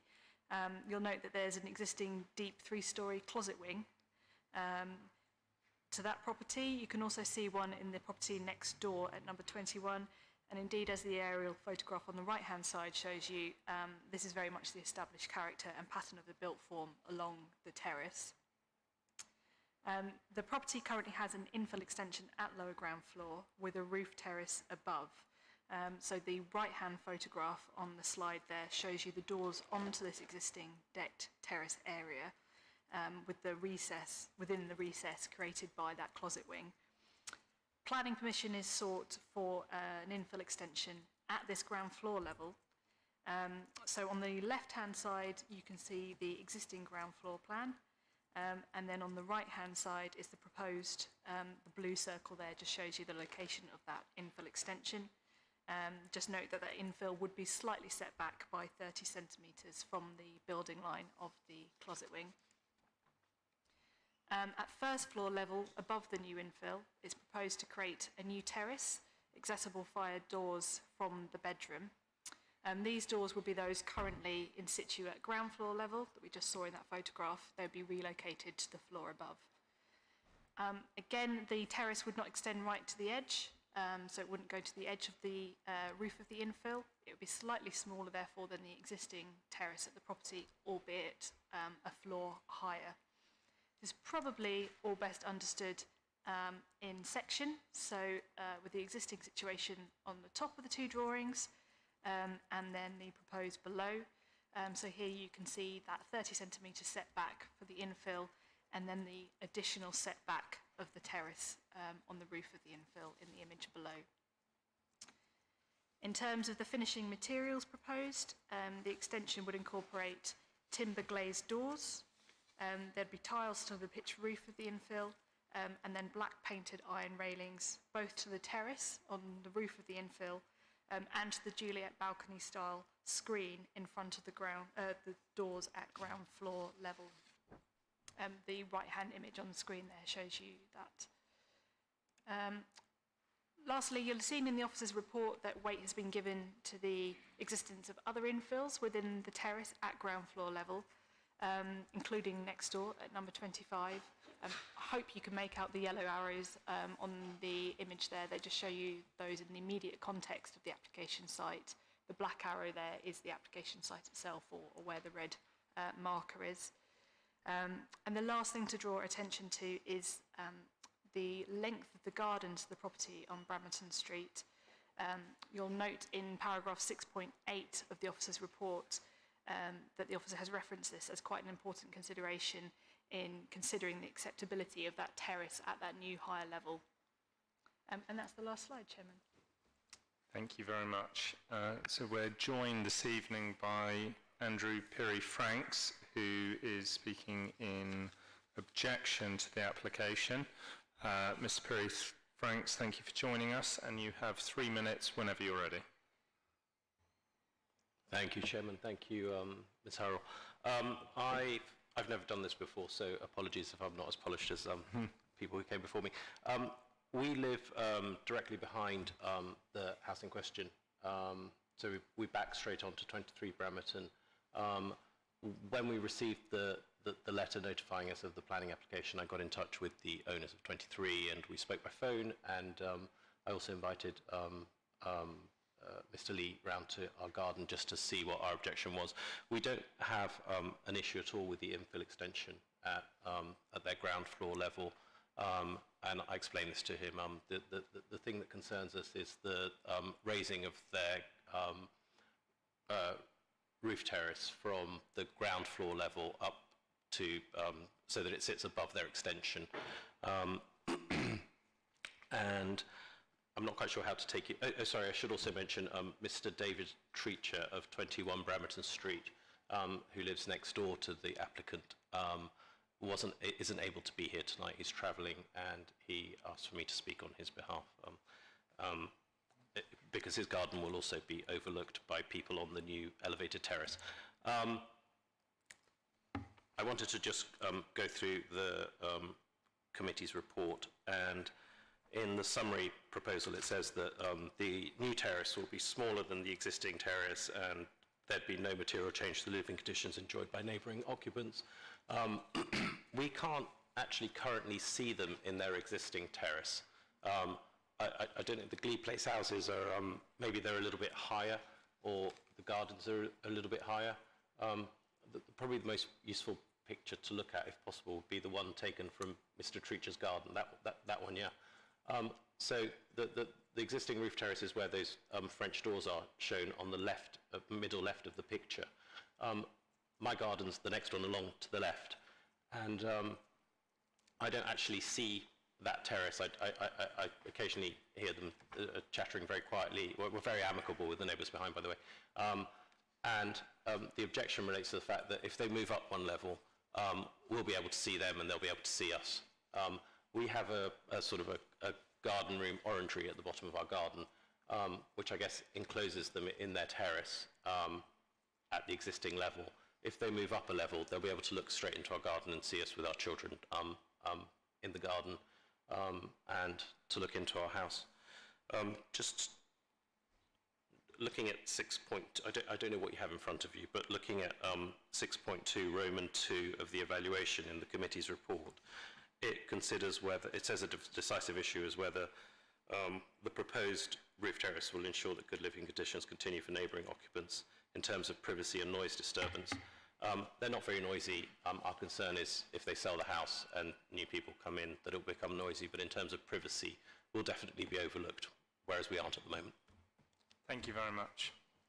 Now, we aren't joined by the applicant, so I'll move straight to questions from the committee to the objector. Yes, Councillor Bactia. So your major concern is privacy. This new building, new extension, you will lose some privacy because of the extension. What mitigation measures could we take or conditions to make sure you are satisfied? I discussed this with the applicant. We're really happy with the infill extension. We don't have an issue with that at all. We just wouldn't want people walking on that flat roof that's going to be created above the infill extension, because we'll be able to see them and they'll be able to see us. At the moment, we can't see them and they can't see us. So they have their privacy and we have our privacy. The applicant said to me there's no point in us doing the extension if we don't get the roof terrace. So it was sort of, and I said, unfortunately, that means I have to object to the application because you will definitely overlook us, whereas at the moment you don't. Okay, thank you. Any other questions? Sorry, Councillor Woodger, go ahead. Are there any other roof terraces surrounding this area? Are there any other roof terraces? Similar roof terraces that you're aware of? Yes, there's one, so they're 23, 25, 27, so 2 doors down. There is a roof terrace at that level further down. I can't see it because of trees. Okay. Councillor Ratty. Yeah, just a question about privacy. Unless there's a window or a glass window, I don't think there would be seats. So could you have an agreement that they can move the glass window another side, or because if there's a rooftop wall built, which is looking towards you, I don't think it could be see-through, right? I'm sorry, I didn't understand the question. No, I was just questioning, how did you make a judgment that there's a privacy issue that they can see through? Is it because there's a window, or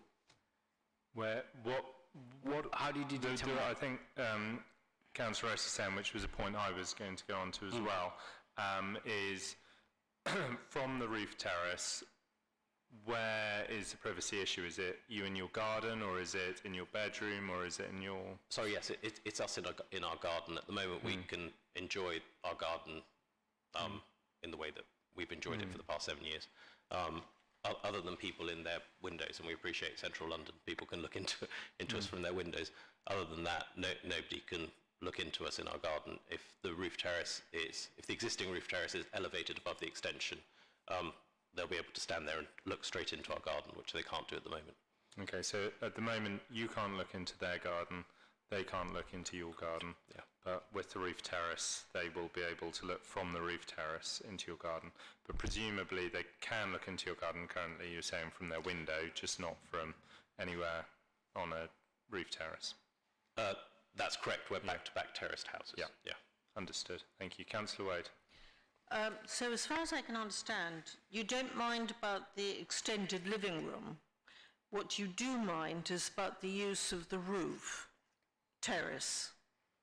That's correct. All right, It's the so use of the that flat roof above it, yeah. There have been occasions, I think, where we've restricted the roof Well, terrace. yeah, we can ask, that might be such a substantial change as to not be able to be achieved by condition, but you can certainly put that question to officers I mean, in the next section. presumably that's the core. It's not anything else.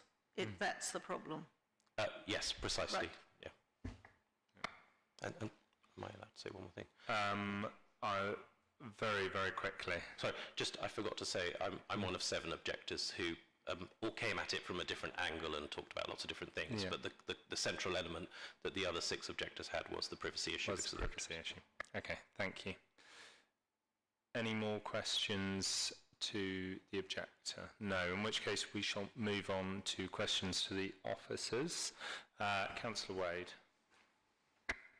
Is it possible to put a condition on that the roof terrace that is achieved by the extension not be used, perhaps using a Juliet balcony but not the full depth of the... I would caution that approach, given that the description of development specifically refers to the creation of a roof terrace above the infill. So I think, as the chairman voiced concerns, we might be trying to meddle with the proposals too much and going beyond what we would be able to do by way of condition. Where we would usually see that condition, as you're right, we do often use that, might be in the case where it's not explicitly applied for, but a new access point might allow someone to walk out onto a flat roof that otherwise had been inaccessible before. But don't we have to consider future use? I.e., at present, this is being designed to facilitate somebody with a wheelchair, but this will be at some point perhaps sold on. And actually, people do use roof terraces. This does back onto other people's gardens, and therefore there would be an issue of noise. And absolutely, it's right to consider any future occupier as well as the current occupier of that property when considering the proposals, and the impact on the living conditions of the objector and the other nearby neighbours is absolutely a consideration for members this evening. You know, it's one of the decisive issues within the officers' report. However, officers have concluded that given the setback nature of that terrace and the length of the gardens, that any change to the living conditions currently experienced by those occupiers wouldn't be material enough to warrant a refusal of the application, and they believe that the use of that terrace would not be harmful to those living nearby.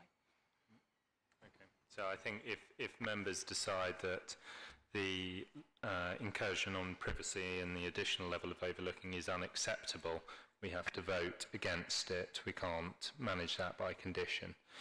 So that'll be a decision for each of us to make. Councillor Bakhtiar. Well, in past we had cases like this, similar to this, where privacy was in question. We managed to put conditions to not preventing them from using the terrace, but putting blinds or partitions by 1.5 meters on the edge of to protect those in question with this privacy. So the question in my mind, is it fair to put a condition preventing the applicant to use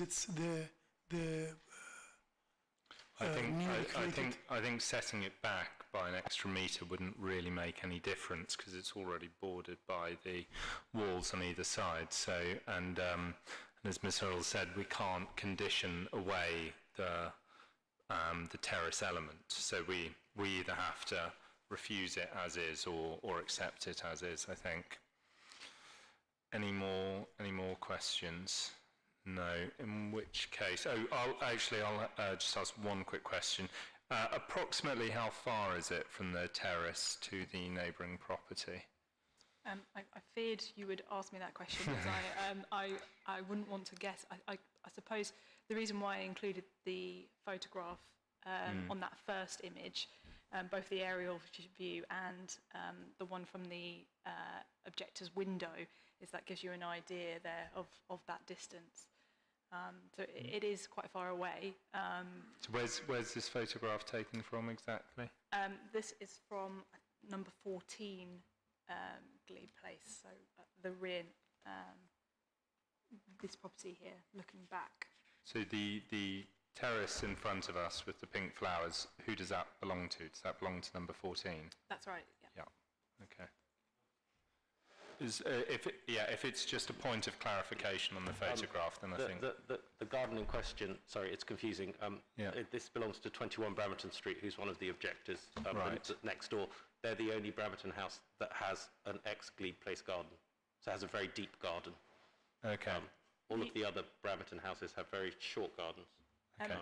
The site plan and the pack actually probably shows you that relationship the best. So yeah, the garden in question is to the Brammington Street property, but the photograph is taken from the window of the properties on Glebe Place. Right, okay. Yeah, understood. Okay, in which case, I think we should proceed to a vote. I think privacy is something we do need to consider. We should be conscious of the fact that this doesn't actually introduce new views because there are windows overlooking the gardens currently. It's more about how, frequency of views and unimpediments of views. Having terrace, it does change it slightly, but the question is, does it change it enough to warrant a refusal? So, Councillor Wade. Refuse. Refuse. Councillor Bakhtiar. In favour. In favour. Councillor Woodger. In favour, Chair. In favour. Councillor Retty. Favour, Chair. In favour. And I'm also in favour, so that passes 4 votes to 1. Thank you, and thank you very much for joining us, Mr. Perry-Franks. I think that's all our cases with speakers. So we now proceed to 165 to 181 Kensington High Street.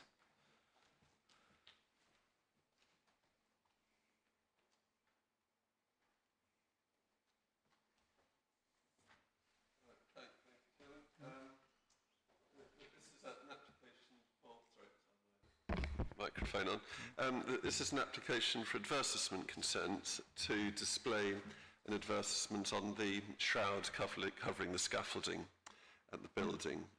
I've just got 2 images to show you. The first image is the existing building, so you can see the existing building with the, if you look for the building with the pediment towards the left-hand side of the image. And the next image shows the building covered with scaffolding with a shroud encasing that scaffolding. The scaffolding and the shroud surrounding it do not require planning permission because it's a building site. But what is required is advertisement consent for the display of an advertisement that you see at the centre of the image. You can see it there as the it's just the grey box in the middle of the image. The advertisement basically would take up 13% of the size of the shroud, or of that elevation of the shroud. So it's quite a small part of it. And the advertisement is proposed for 12 months. So it would be 12 months displayed in that position on the building shroud. There's the last slide, Chair. Thank you very much. And am I right in saying there have been no, it says in the pad, there have been no objections to this application? Yeah, I mean, we haven't received any objections to it. Thank you. Any questions? Councillor Wade. I was just going to ask, is this going to be a static advertisement or is it going to be a moving one? There's a condition preventing moving images, so it's a static. Against? Yes. All right. Yeah. So moving images could not be displayed on it. Councillor Woodger. Have we had advertising on this site before? Not that I'm aware of, no. I don't think so. We have had previous successful legal challenges to turning down similar types of advertising, as mentioned in the pack, so that is something we need to be conscious of. Is that 18-month rule still in place for... Say again, sorry? No, just a question to Mr. Taylor. I think we have a rule that we could only allow 18 months of adverts display. Is that... No? Through Chairman, no, there's no rule or limit on advertisements. I mean, consent was recently granted for one on a building Shroud for 6 months. This is proposed for 1 year. Each one has to be assessed on its own merits, and there's certainly no rule to say that 18 months would be acceptable or unacceptable. I think it would depend on the position of it and the scale of it. But if they want to go beyond 12 months, they will have to reapply. Right, okay, got it. Right, understand. Thanks. Yes, Councillor Bactia. In other words, this permission will be there as long as the scaffolding is there. Right. No, the advert would be approved if granted for 12 months. 12 months, okay. I mean, the length of the building job, I mean, I couldn't guess. If they wanted to, if the building job was, for example, to take 2 years, then they could make another application after a year. We'd have to think about it. But. Councillor Wade. Are there any residential properties opposite, and how much light is going to come out, and is there a time limit on any lighting coming from that advertisement? Yes, there is. I mean, there are lots of residential flats on the other side of the high street. But condition number 7 would require the advert to be unilluminated after midnight through to 7 a.m.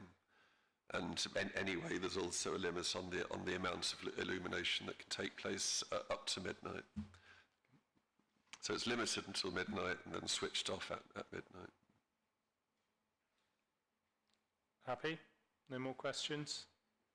Fantastic. Okay, well, let's proceed to a vote. The recommendation is to grant. Councillor Oretti? In favour? In favour. Yeah. Councillor Wade? Grant. Councillor Bactia? In favour. Councillor Woodger? In favour, Chair. And I'm in favour as well. So that is granted unanimously.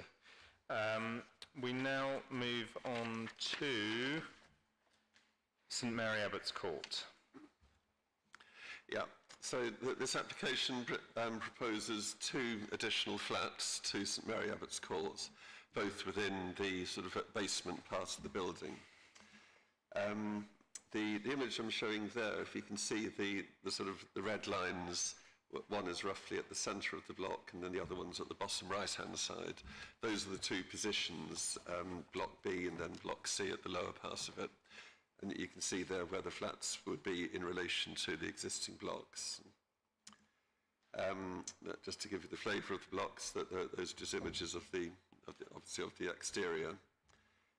In the next image, you can see there basically the red line highlights where the entrance would be to the new flat to Block B.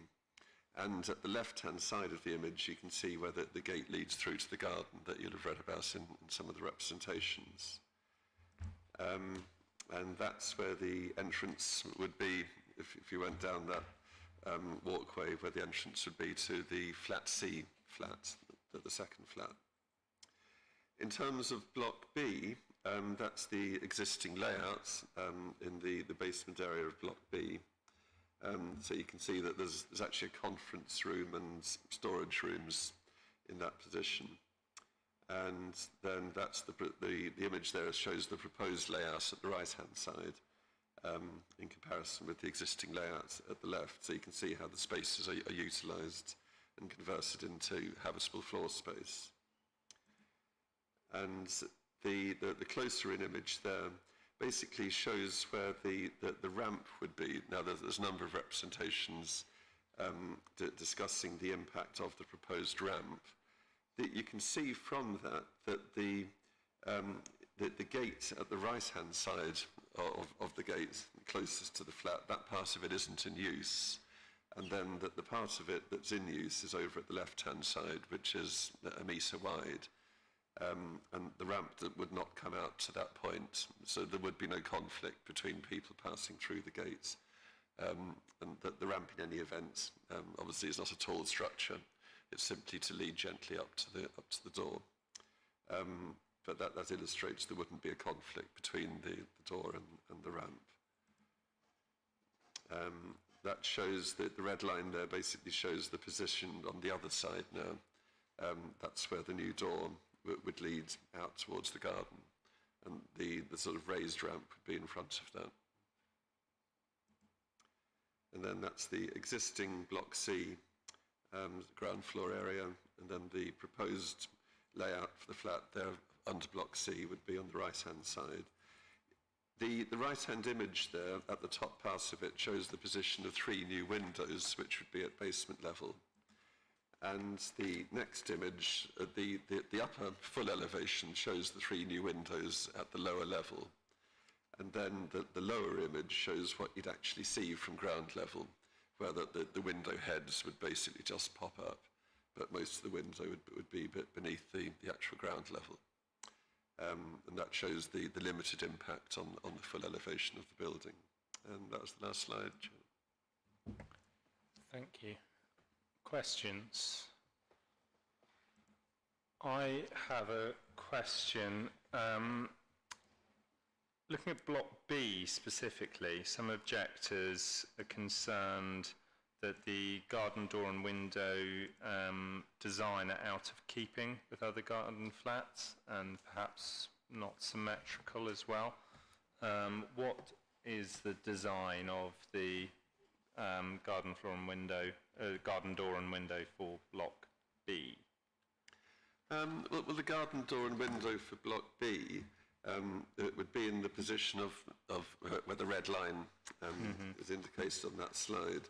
They're actually very, very similar to the windows that you see at the right-hand side of the slide, so that they're in a critical form, sort of comparable to the ones there that you see on the right. Okay. And presumably in conditions we control materials and design, so we don't want any PVC doors or anything coming in there.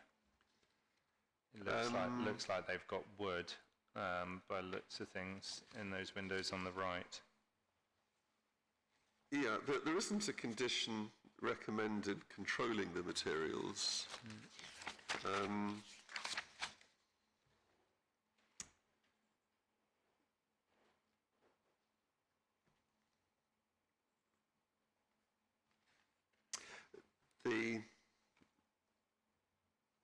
Sorry, I'm just trying to read the report. Yeah,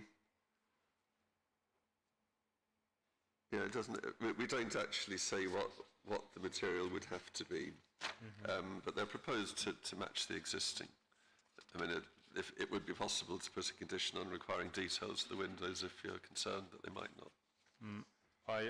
It is on the edge of a conservation area. Well, it's not in the conservation area, but faces is something residents have raised. What do other members of the committee think about adding a condition just to get the applicant to supply details of the materials?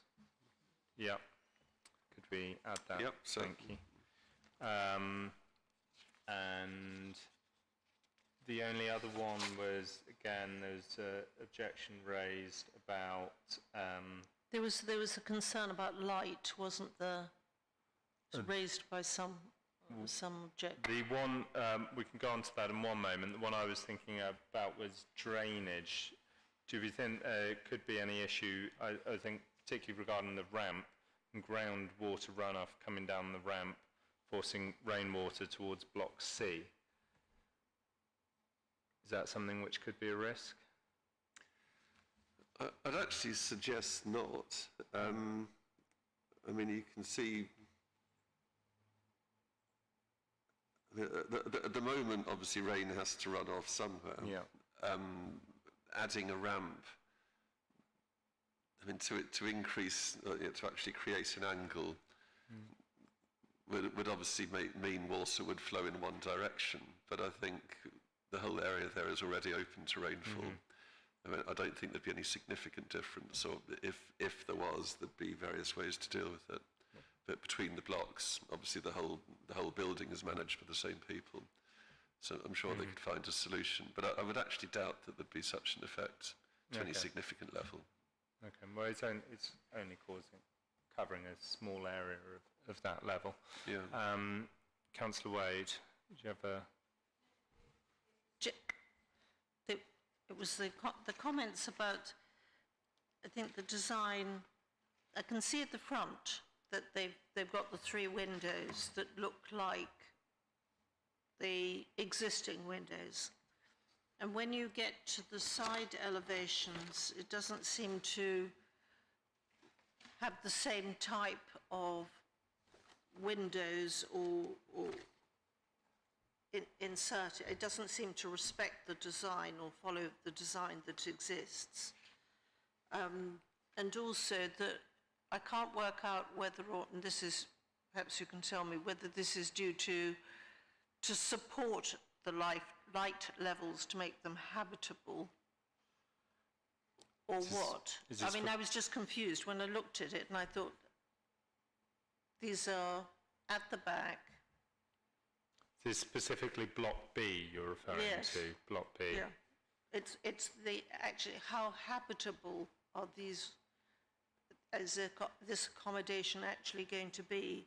And is this a reason why do you think that the windows don't actually reflect the character of the, and design of the rest of the windows of the block? Because everybody's very proud of the way the block looks.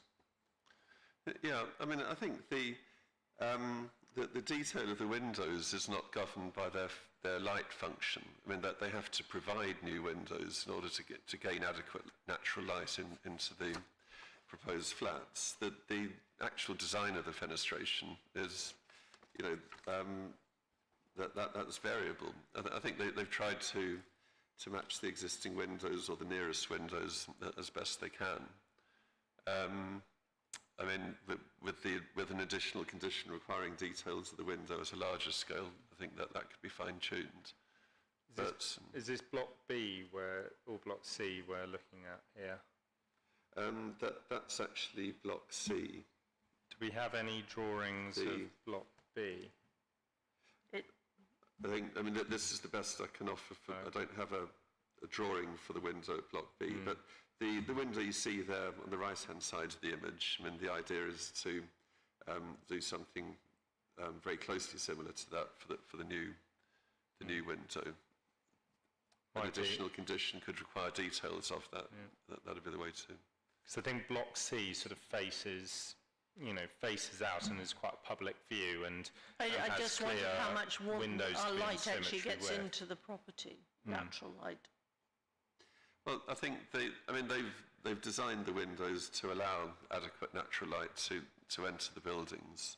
The precise requirements are set down under the building regulations, so they'd have to comply with that anyway in terms of both light and ventilation. Thank you. Okay. Okay, well, I think let's move to a vote, and with the addition of that one condition on requiring details of the materials. So the recommendation is to grant. Councillor Bactia. Councillor Wade. Grant. Very happy. Councillor Reti. Councillor Widger. Favour, Chair. And I'm in favour as well, so that's unanimous. Yep, thank you. We now move to 19... Yeah, oh no, sorry. That was St Mary Abbott's Court, wasn't it? So yes, 19 Roland Gardens. Thank you, Chairman.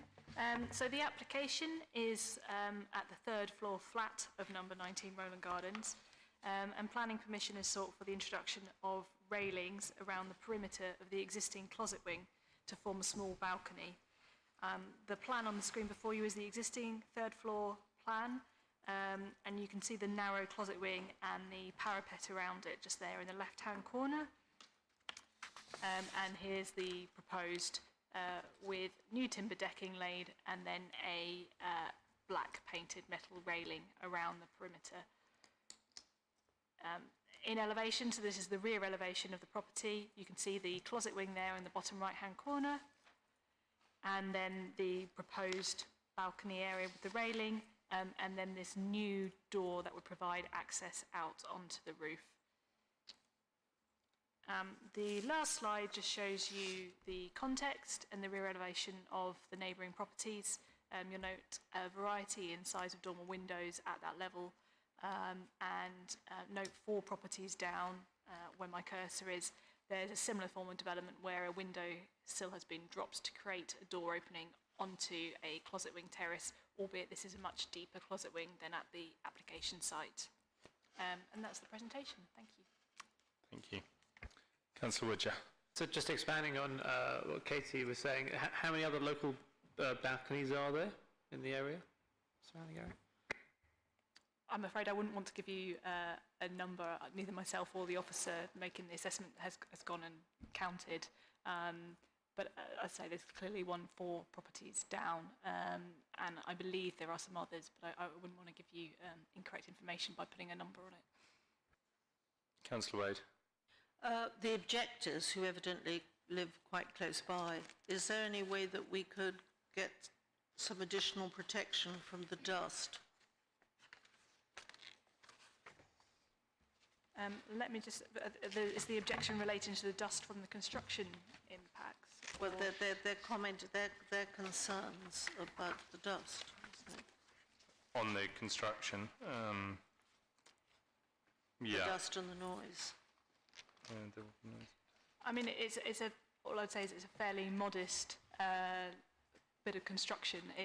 All that's really involved is dropping the sill of that window to create a door, and that's it in terms of the actual sort of construction process, apart from laying some timber decking. So as much as I can understand any building work, causes some concerns, I wouldn't have imagined there would be an awful lot of disturbance or dust from the works proposed.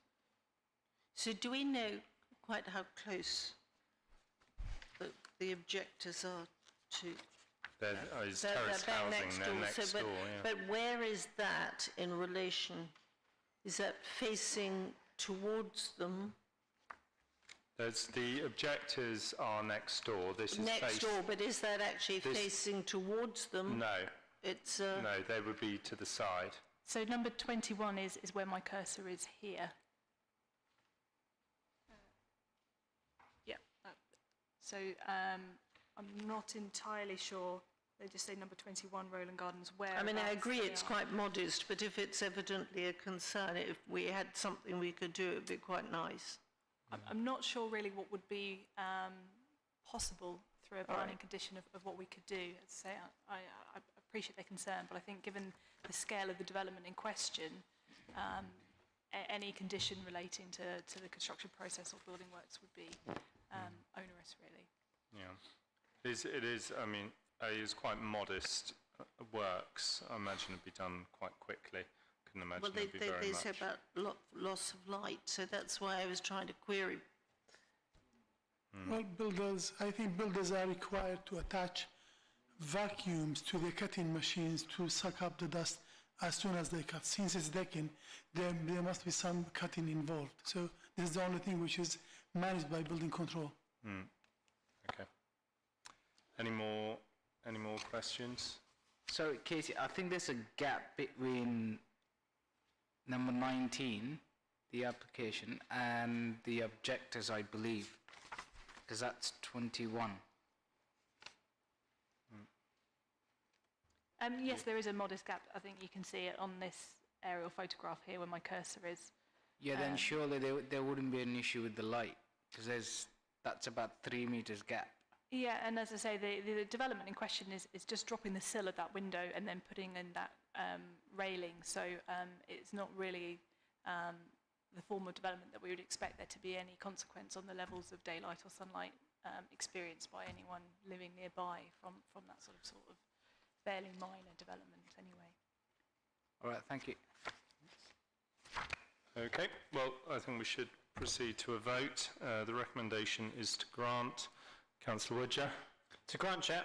Councillor Bactia? Councillor Wade? Yep. Councillor Retty? Grant, Chair. And I vote to grant as well, so that's unanimous. So we now move to 9 Longridge Road. Thank you very much. To start, I've just included a couple of photographs of the rear of the property in its current state. So the application is relates to the ground floor flat outlined here in the red. There is a separate property at basement level within, or lower ground floor level within the property. The main thing to point out is the existing conservatory structure, which is white aluminium in its construction and dates from the 1980s. A couple more photographs for you. This is looking from the rear back onto that conservatory, and then the right-hand photograph is looking out from this conservatory down. The window here is within the basement flat that I referred to. So just useful there for some context. You'll have seen from the officer's report and the planning history that planning permission was granted in 2016 for a replacement conservatory. It will be in the same location as that one I've just shown you the photographs of. The consented one is on the top of this slide, so that was as approved in 2016. Under the proposal before you this evening, a conservatory of the same footprint and general design would be introduced, the difference being the height of the lantern, which would be an additional 34 centimetres at its highest point. Probably easier to understand in this drawing, in the section. So again, the approved 2016 proposal on the top image, and then as now proposed below, you can see the additional height there on the roof lantern. And the last slide for you shows you this in plan, because I think it is easiest to understand the form of that roof lantern. So it does come to an overall point at that 34 centimetres higher. It is a new application, so you are making a fresh assessment on the acceptability of the conservatory, but I would just say that the decision made in 2016 should carry some weight in your assessment this evening. Thank you. Thank you. Right, yes, thank you. Other councillors, any questions? I have one question. The higher roof light lantern, will that impede the view at all of the window above? Because the window above is a separate property, is that right? That's right, they're all separate properties on each of the levels. I think it's probably best to show you on this image. Is it this window here you're referring? Sorry, I can't actually see your cursor. cursor. Oh, the cursor's not showing, sorry. So above, immediately above the conservatory within the recessed... Yes, the one immediately above, which on the, I'm not sure which one that would actually be on the right-hand photo. So I think it's important to note that, yes, the height will increase, and of course we've got an additional 34 centimetres of height as well. This is probably quite a helpful one. It is a slightly odd structure at the moment because there is a gap between that rear wall. Perhaps in plan again is helpful. So the conservatory is set forward from the rear elevation. There is a gap, then the conservatory structure, and then another gap. So that window we're referring to is up here somewhere. So I'm confident that it wouldn't in any way sort of impede the view from that window. Okay, because it did look like it, certainly the objectors suggest that it, the increased height will actually start to come into their, will effectively be building in front of their window. It will be visible, certainly, through from their window, but I think the combination of the distance from the window to the point of the roof lantern, along with the overall height of the structure, which is not significantly greater than what's there at the moment, means that it wouldn't sort of create a harmful sense of enclosure. But yes, it would be visible. Is it? Yeah, I mean, certainly, perhaps not a harmful sense of enclosure, but it does concern me that, you know, we shouldn't be generally building in front of people's windows. So I think that is a slight concern. Any other questions? It's a shame you can't see. Sorry. Sorry, no. It's a shame. No, sorry, I don't think we don't have anyone registered. I do apologise. I'm sorry, but we do have to keep to the rules. Otherwise, we can be. No, I'm sorry. We can't. I'm very sorry, but we have to keep to the rules, and so I'm afraid we can't here. Chairman, I wonder if you turn to the. Sorry, it might be helpful just to turn to the proposed elevation in your pack, and then this photograph on the screen, and that might help you to gauge the height compared with the existing situation. So if you use as a reference the sloping roof to the brick construction on the photograph, you could then gauge how high that roof lantern point would be on the rear elevation. So which page in the pack? The proposed rear elevation. Yeah. In combination with the image on the right-hand side, the photograph there, and you hopefully can use that to gauge the proposed height of that roof lantern against, maybe use the sloped brick extension as a point of reference to give you an idea of how high up on that elevation that roof lantern would reach. So this proposed rear elevation here. Okay. So because we see the bottom of windows on that plan, so that's sort of the level we're talking about. Is that right? Yes, so the bottom of the windows you can see in that drawing are the windows you can see in the top right-hand corner of the photograph on the screen. Right, okay. Okay, so it is at the very, very bottom, but still overlapping a very small amount. Any other questions? Yes, Councillor Bactia. So the application in front of us, they already have an approved permission. They have, so they are only amending, changing a few things in there. Even if we refuse, they still have permission to build whatever they had before. For the 2016 approval, they do, yes. 2016? 2016, yes. So have they started doing building They work have started in there? doing, I believe some of the other works have been implemented. And this is considered to be part of building? Which is why I say this should carry some weight in your decision making, that they have an extant permission. Okay. Do we have any other questions? And this is a slightly tricky one because it is only a small increase in height, but it does seem to overlap slightly, and only very slightly, but still slightly, with the view out from the window above, which is a separate property. So, yeah, members will have to come to their own conclusions on that. Right, so the recommendation is to grant. Councillor Bactia. I am in favour, Chairman. In favour of granting. Councillor Woodger. In favour, Chair. Councillor Wade. I'm not allowed. Oh, you're recused, sorry, of course. Councillor Oretti. In favour. In favour. In favour, Chair, yeah. And I'm in favour as well, so that's granted unanimously. Thank you. We move on to 3 Launceston Place.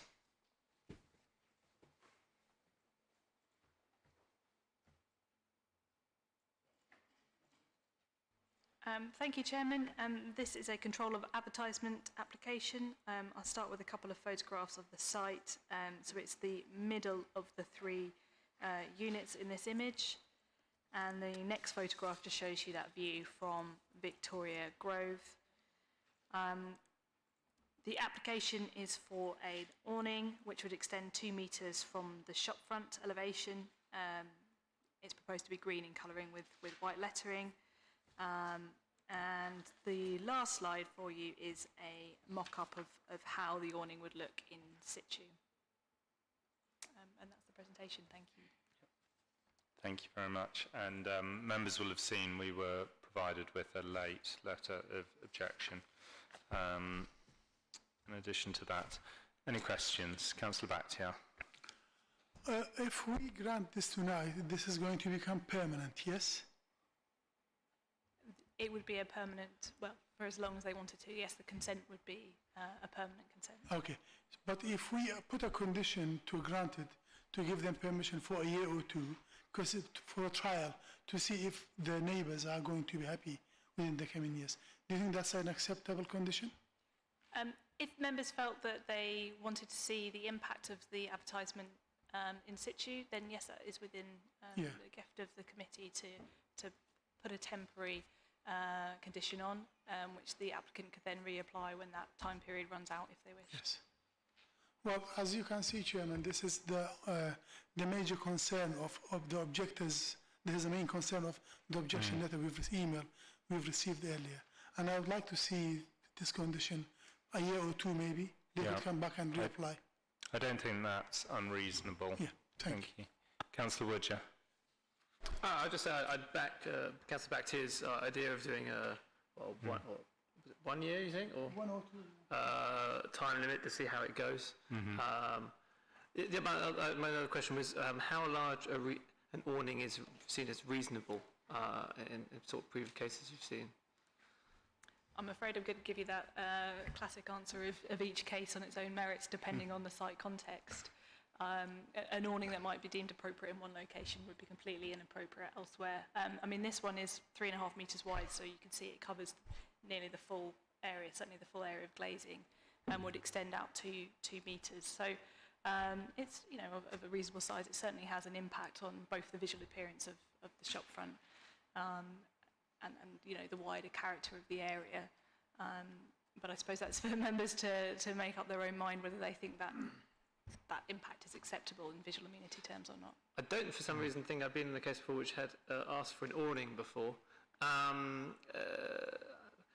I guess my point is, I mean, how common are these types of capital applications? Are they quite common or not particularly? Or we have quite a lot of shops or cafes within the borough that would make use of an awning. I think probably they're going to be even more common, bearing in mind the direction of travel towards perhaps more alfresco dining and encouraging people to be using pavements and streets for eating and drinking. And on a basic level, what is the purpose of an awning?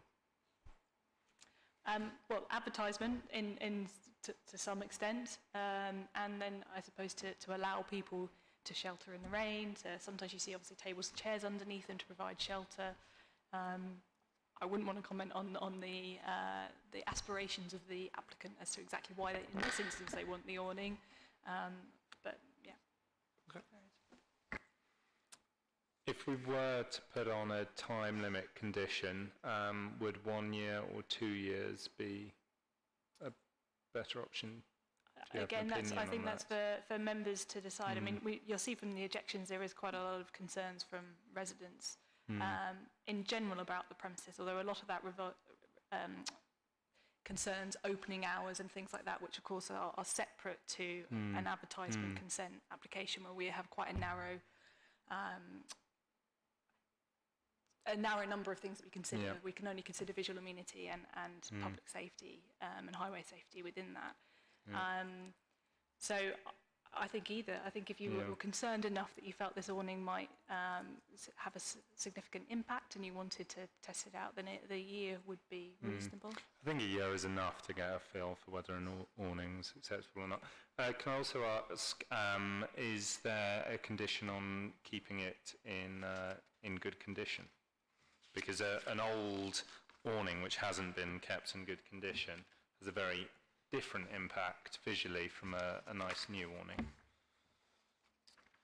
We don't have a condition at the moment recommended on that.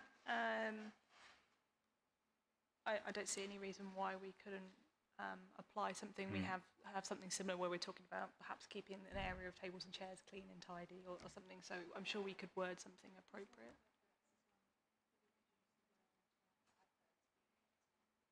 Okay. Yeah. So yes, yeah. Okay. So something. So I think that makes sense if we add those two conditions: a 1 year time limit to give everyone a chance to review it, and the second condition to ensure it's kept in good condition. Yeah. Just it can't. Sorry.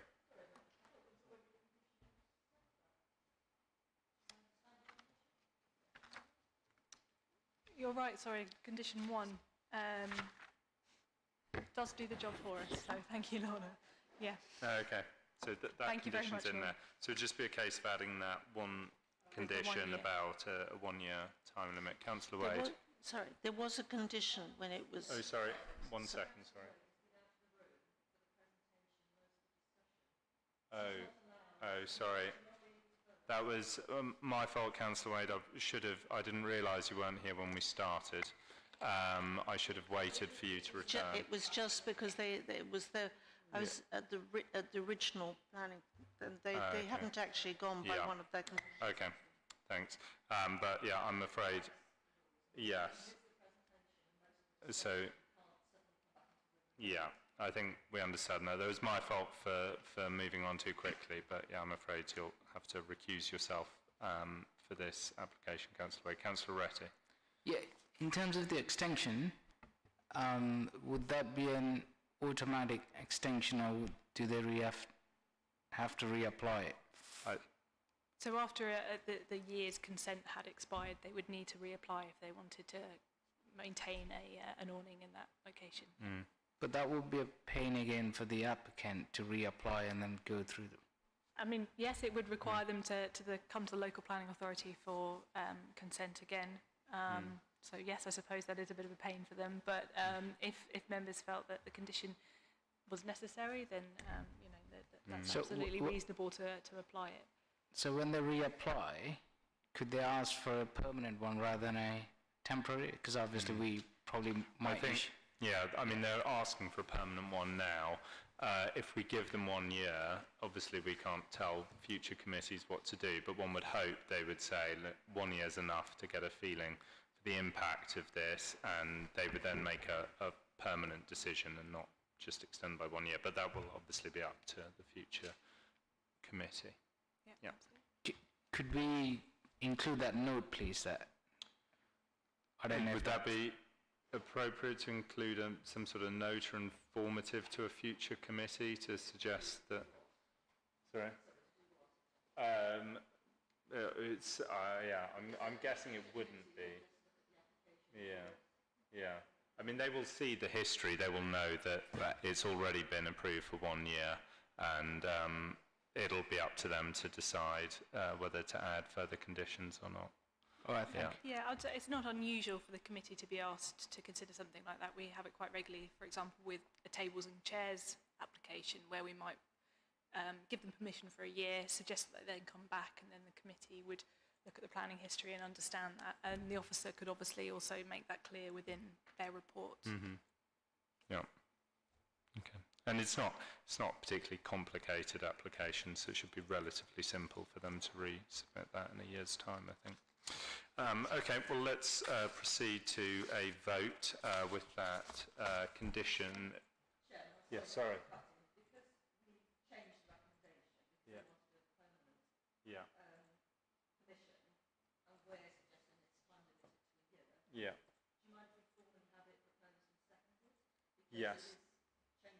No problem. Councillor Batsir, will you propose that? Thanks. And Councillor Wood, you're seconding it. Yeah. Okay, with that change adopted, we'll proceed to a vote. The recommendation is to grant. Councillor Bakhtiar? In favour. Councillor Woodger? In favour, Chair. Councillor Oretti? In favour, Chair. And I'm in favour as well. Thank you. Final case, 13 Nevern Square, and I think, Councillor Wade, you're recused from this one as well, sorry. Yeah. Okay, and my apologies again for the moving ahead too quickly with the previous case. So 13 Nevern Square. Thank you very much. Another roof terrace for you all to consider this evening. The photographs on the screen show you the application site. So the mansard that you can see there is the application site itself, which is flat 17. Things to point out are the existing flat roof to the closet wing in the top right-hand image. And then in the bottom right-hand image, you can see the existing window to flat 17 that looks out currently onto that flat roof. Under the proposals, there would be a new access door created by dropping the sill of that window onto the flat roof, and then a new metal railing introduced around the perimeter. It is also proposed to introduce a privacy screen, which you can see in the right-hand image now on the screen before you, and you can see on the left-hand image there, on the far left-hand side. The applicant suggested that this would be glazed. You'll see that the officer has concluded that maybe that would be a bit of an incongruous material at that level, given the material palette and so on found elsewhere. And so a condition is recommended that should be timber, and that's for members to come to a conclusion on. And then the very last slide just shows you the prevalence of terraces on top of the closet wings within this group of properties. Thank you very much. I might start, if I may, with the questions. Do other terraces have screens on them on this row? They don't. They tend to just have the railing. So I think this is a want of the applicant to try and introduce a greater degree of privacy. So was this requested by any objectors, or this is actually the applicant looking for privacy for themselves? I believe it's the applicant, but I don't know whether perhaps there'd been discussions had, in private that we don't know about. But the neighbour next door also has a terrace. Is that the screen is between two terraces, or is it cutting off the terrace from a window? I don't know if there's an actual terrace on there, unfortunately, I'm afraid. It's hard to tell from... This is either onto a terrace or sort of creating privacy with the window of the neighbour, one of the two. Okay. Councillor Back to you. Well, soundproofing is in my mind. Did we put in previously, did we have cases, similar cases, were imposed or put a condition to put soundproofing in place to protect people below? Do we put conditions for soundproofing for this kind of cases? Who are you concerned about the sound of the people below? Yes. I think it probably goes beyond the scope of what we should be doing under planning control. We don't have any indication of what they're going to do to that roof. That's not what they're applying for at this point. It may well be whatever they lay doesn't actually constitute development. So I would caution putting anything about soundproofing. I thought soundproofing was one of the considerations of planning. So certainly noise and disturbance and the impact on the living conditions of people living nearby is a consideration for planning. But not specifically the measures that we might require to be implemented. We don't know, for example, what the existing structure is and whether anything additional would be needed. That might be something that building control would consider.